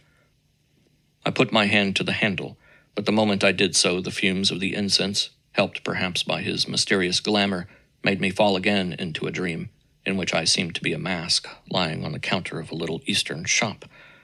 Many persons with eyes so bright and still that I knew them for more than human came in and tried me on their faces, but at last flung me into a corner with a little laughter. But all this passed in a moment, for when I awoke my hand was still upon the handle. I opened the door and found myself in a marvelous passage, along whose sides were many divinities wrought in a mosaic, not less beautiful than the mosaic in the baptistery at Ravenna, but of a less severe beauty, the predominant color of each divinity, which was surely a symbolic color being repeated in the lamps that hung from the ceiling, a curiously scented lamp before every divinity. I passed on, marveling exceedingly how these enthusiasts could have created all this beauty in so remote a place, and half persuaded to believe in a material alchemy by the sight of so much hidden wealth, the censer filling the air as I passed with smoke of ever-changing color. I stopped before a door on whose bronze panels were wrought great waves and whose shadow were faint suggestions of terrible faces. Those beyond it seemed to have heard our steps, for a voice cried, "Is the work of the incorruptible fire at an end?" And immediately Michael Robarts answered, "The perfect gold has come from the Athanor." The door swung open, and we were in a great circular room, and among men and women who were dancing slowly in crimson robes. Upon the ceiling was an immense rose wrought in mosaic, and about the walls, also in mosaic, was a battle of gods and angels, the gods glimmering like rubies and sapphires, and the angels of the one grayness, because, as Michael Robarts whispered, they had renounced their divinity and turned from the unfolding of their separate hearts out of love for a God of humility and sorrow. Pillars supported the roof and made a kind of circular cloister, each pillar being a column of confused shapes, divinities, it seemed, of the wind, who rose as in a whirling dance of more than human vehemence, and playing upon pipes and cymbals, and from among these shapes were thrust out hands, and in these hands were censers. I was bid place my censer also in a hand and take my place and dance, and as I turned from the pillars towards the dancers, I saw that the floor was of a green stone, and that a pale Christ on a pale cross was wrought in the midst. I asked Robarts the meaning of this, and was told that they desired to trouble his unity with their multitudinous feet. The dance wound in and out, tracing upon the floor the shapes of petals that copied the petals in the rows overhead, and to the sound of hidden instruments, which were perhaps of an antique pattern, for I have never heard the like, and every moment the dance was more passionate until all the winds of the world seemed to have awakened under our feet. After a little I had grown weary, and stood under a pillar watching the coming and going of those flame-like creatures, until gradually I sank into a half-dream from which I was awakened by seeing the petals of the great rose, which had no longer the look of mosaic, falling slowly through the incense-heavy air, and, as they fell, shaping into the likeness of living beings of an extraordinary beauty. Still faint and cloud-like, they began to dance, and as they danced, took a more and more definite shape, so that I was able to distinguish beautiful Grecian faces and august Egyptian faces, and now and again to name a divinity by the staff in his hand or by a bird fluttering over his head. And soon every mortal foot danced by the white foot of an immortal, and in the troubled eyes that looked into untroubled, shadowy eyes, I saw the brightness of uttermost desire, though they had found at length, after unreckonable wandering, the lost love of their youth. Sometimes, but only for a moment, I saw a faint, solitary figure with a rosa-veiled face and carrying a faint torch flit among the dancers, but like a dream within a dream, like a shadow of a shadow, and I knew by an understanding born from a deeper fountain than thought that it was Eros himself, and that his face was veiled because no man or woman from the beginning of the world has ever known what love is or looked into his eyes, for Eros alone of divinities is altogether a spirit, and hides in passions not of his essence if he would commune with a mortal heart.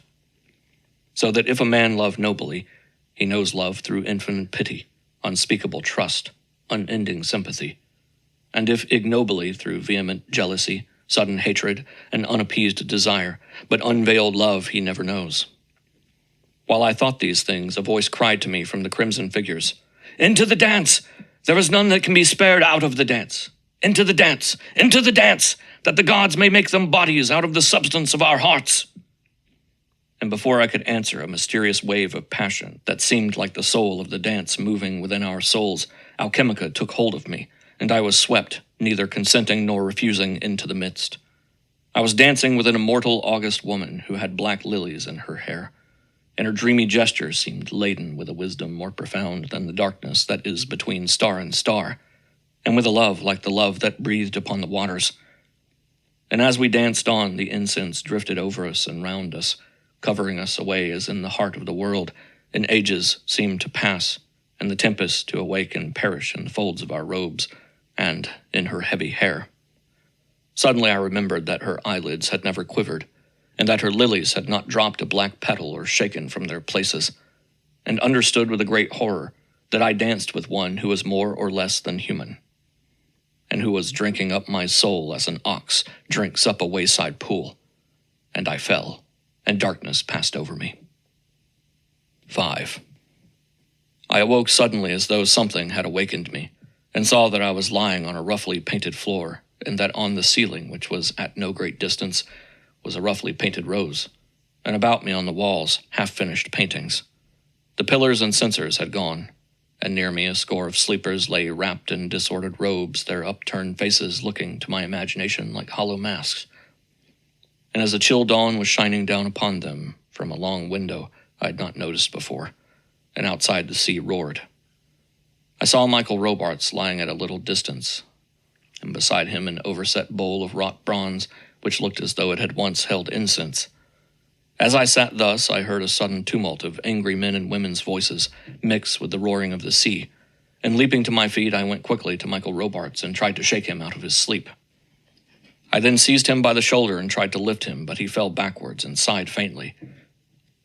And the voices became louder and angrier, and there was a sound of heavy blows upon the door which opened onto the pier. Suddenly, I heard a sound of rending wood, and I knew it had begun to give, and I ran to the door of the room. I pushed it open and came out upon a passage whose bare boards clattered under my feet, and found in the passage another door from which led to an empty kitchen. And as I passed through the door, I heard 2 crashes in quick succession, and knew by the sudden noise of feet and the shouts that the door which opened onto the pier had fallen inwards. I ran from the kitchen and out into a small yard, and from this down some steps which descended the seaward and sloping side of the pier, and from the steps clambered along the water's edge, with the angry voices ringing in my ears. This part of the pier had been but lately refaced with blocks of granite, so that it was almost clear of seaweed. But when I came to the old part, I found it so slippery with green weed that I had to climb up onto the roadway. I looked towards the temple of the alchemical rose, where the fishermen and the women were still shouting, but somewhat more faintly, and saw that there was no one about the door or upon the pier. But as I looked, a little crowd hurried out of the door and began gathering large stones from where they were heaped up in readiness for the next time a storm shattered the pier, when they would be laid under blocks of granite. While I stood watching the crowd, an old man who was, I think, the voteen, pointed to me and screamed out something, and the crowd whitened, for all the faces had turned towards me. I ran, and it was well for me that pullers of the oar are poorer men with their feet than with their arms and their bodies. And yet while I ran, I scarcely heard the following feet or the angry voices, for many voices of exultation and lamentation, which were forgotten as a dream is forgotten the moment they were heard, seemed to be ringing in the air over my head. There are moments even now when I seem to hear those voices of exultation and lamentation, and when the indefinite world, which has but half lost its mastery over my heart and my intellect, seems about to claim a perfect mastery. But I carry the rosary about my neck, and when I hear, or seem to hear them, I press it to my heart and say, He whose name is Legion is at our doors, deceiving our intellects with subtlety and flattening our hearts with beauty, and we have no trust but in thee. And then the war that rages within me at other times is still, and I am at peace. End of section 10. An end of The Secret Rose and Rosa Alchemica by William Butler Yeats.